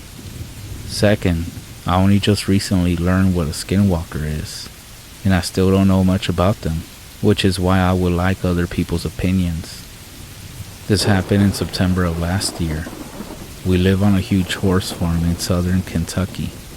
My mom, the horse fanatic in the family, travels all over the country taking out horses to shows and competitions. During that time, I get stuck at home with the responsibility of feeding the animals and other non-show horses. My parents were at a weekend-long show. It was around 5:30 p.m., and I was on my way down to the barn to give the horses their evening meal. Our horses are arranged in multiple sections, pregnant ones, show horses in another, etc. I was almost done feeding and only had the southwest corner section to go when I looked into the field that lined that section and saw something that I really can't explain with words. It was far enough away that I couldn't make out facial features, but I could tell it wasn't human. It was standing upright on two legs that seemed to be on backwards. Instead of the knees bending the right way, they went the opposite way. The closest thing I can describe it would be like a very thin, hairless horse standing up. I didn't notice any arms, but with how far away it is, I'm assuming they could have just been close to the body that I didn't see them. It scared the hell out of me, but I don't think it saw me. It looked like it was watching my house, which was about 100 yards to the northwest of there. I kind of just stood there. I didn't really know what to do, so I just kind of slowly started backing up until I was back in the barn. There's a small part in the barn where there are a couple of missing boards that you can easily see out of, so I stood there watching it for a while. I didn't want to go back home because I was scared it would see me, so I just waited. I waited for what felt like forever before this thing kind of turned around and walked away into the woods. But the way it walked was the scariest thing about it. It was so unnatural. I waited a little bit, then ran back to the house as quickly as I could. The next morning my parents got home, so I didn't have to feed the horses again after that. I have never told anyone about this, but after discovering Skinwalkers, I'm wondering what you guys think. If it's not a Skinwalker, what else could it be?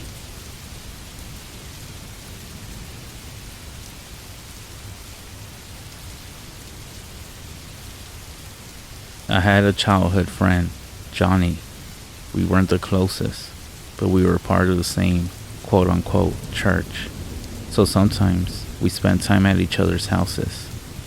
He lived outside of town at a large house that sat near the woods. This wasn't at all strange to me, as many of my friends at the time, if not most, lived in similar circumstances. So it naturally became standard to play outside, hiking around the property, the woods, the large field in front of the house, everywhere.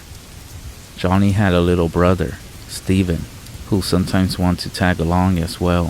Frankly, I don't remember much about how we would play. Pretend, mostly, I assume. This was the early 90s. None of us were from well-off families, and imagination was dirt cheap.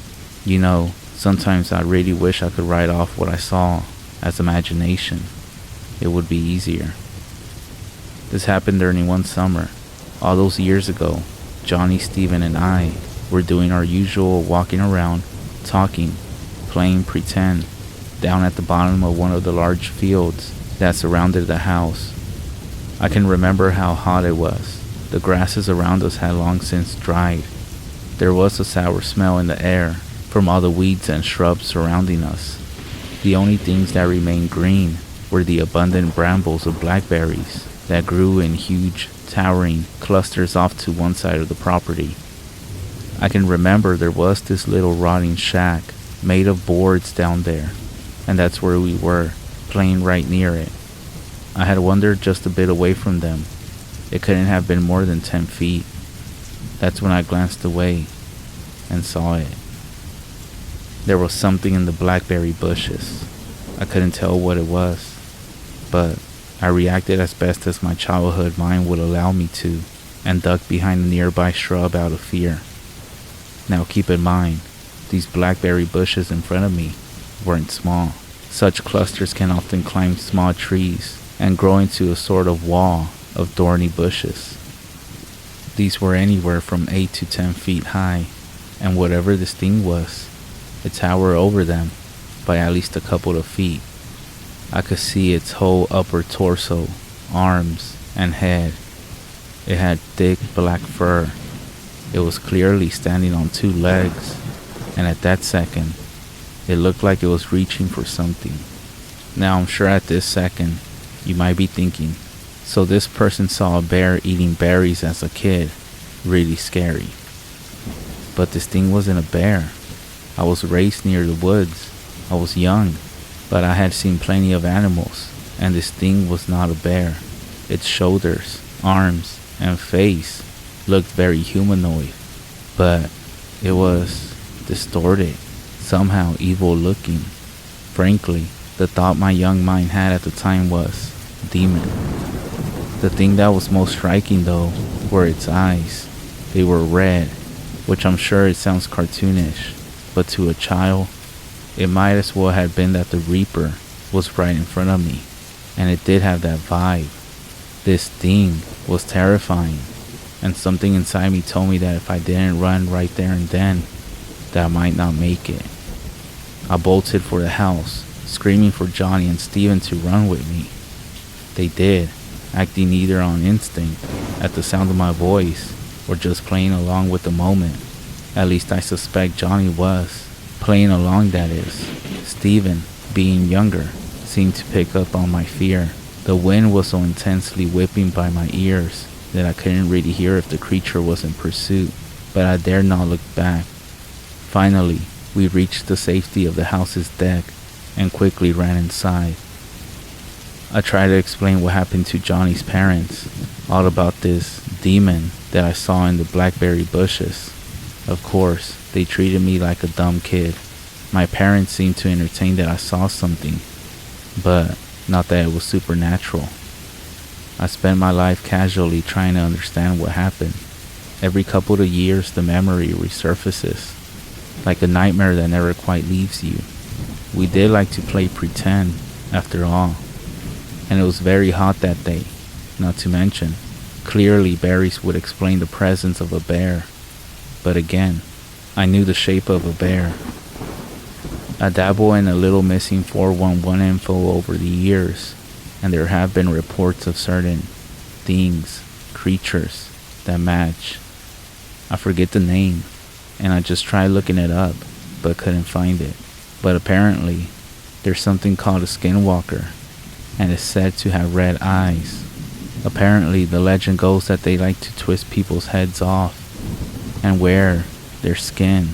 As for what I actually saw, I suppose I'll never know. But I'll say this much. I hope I never see it again.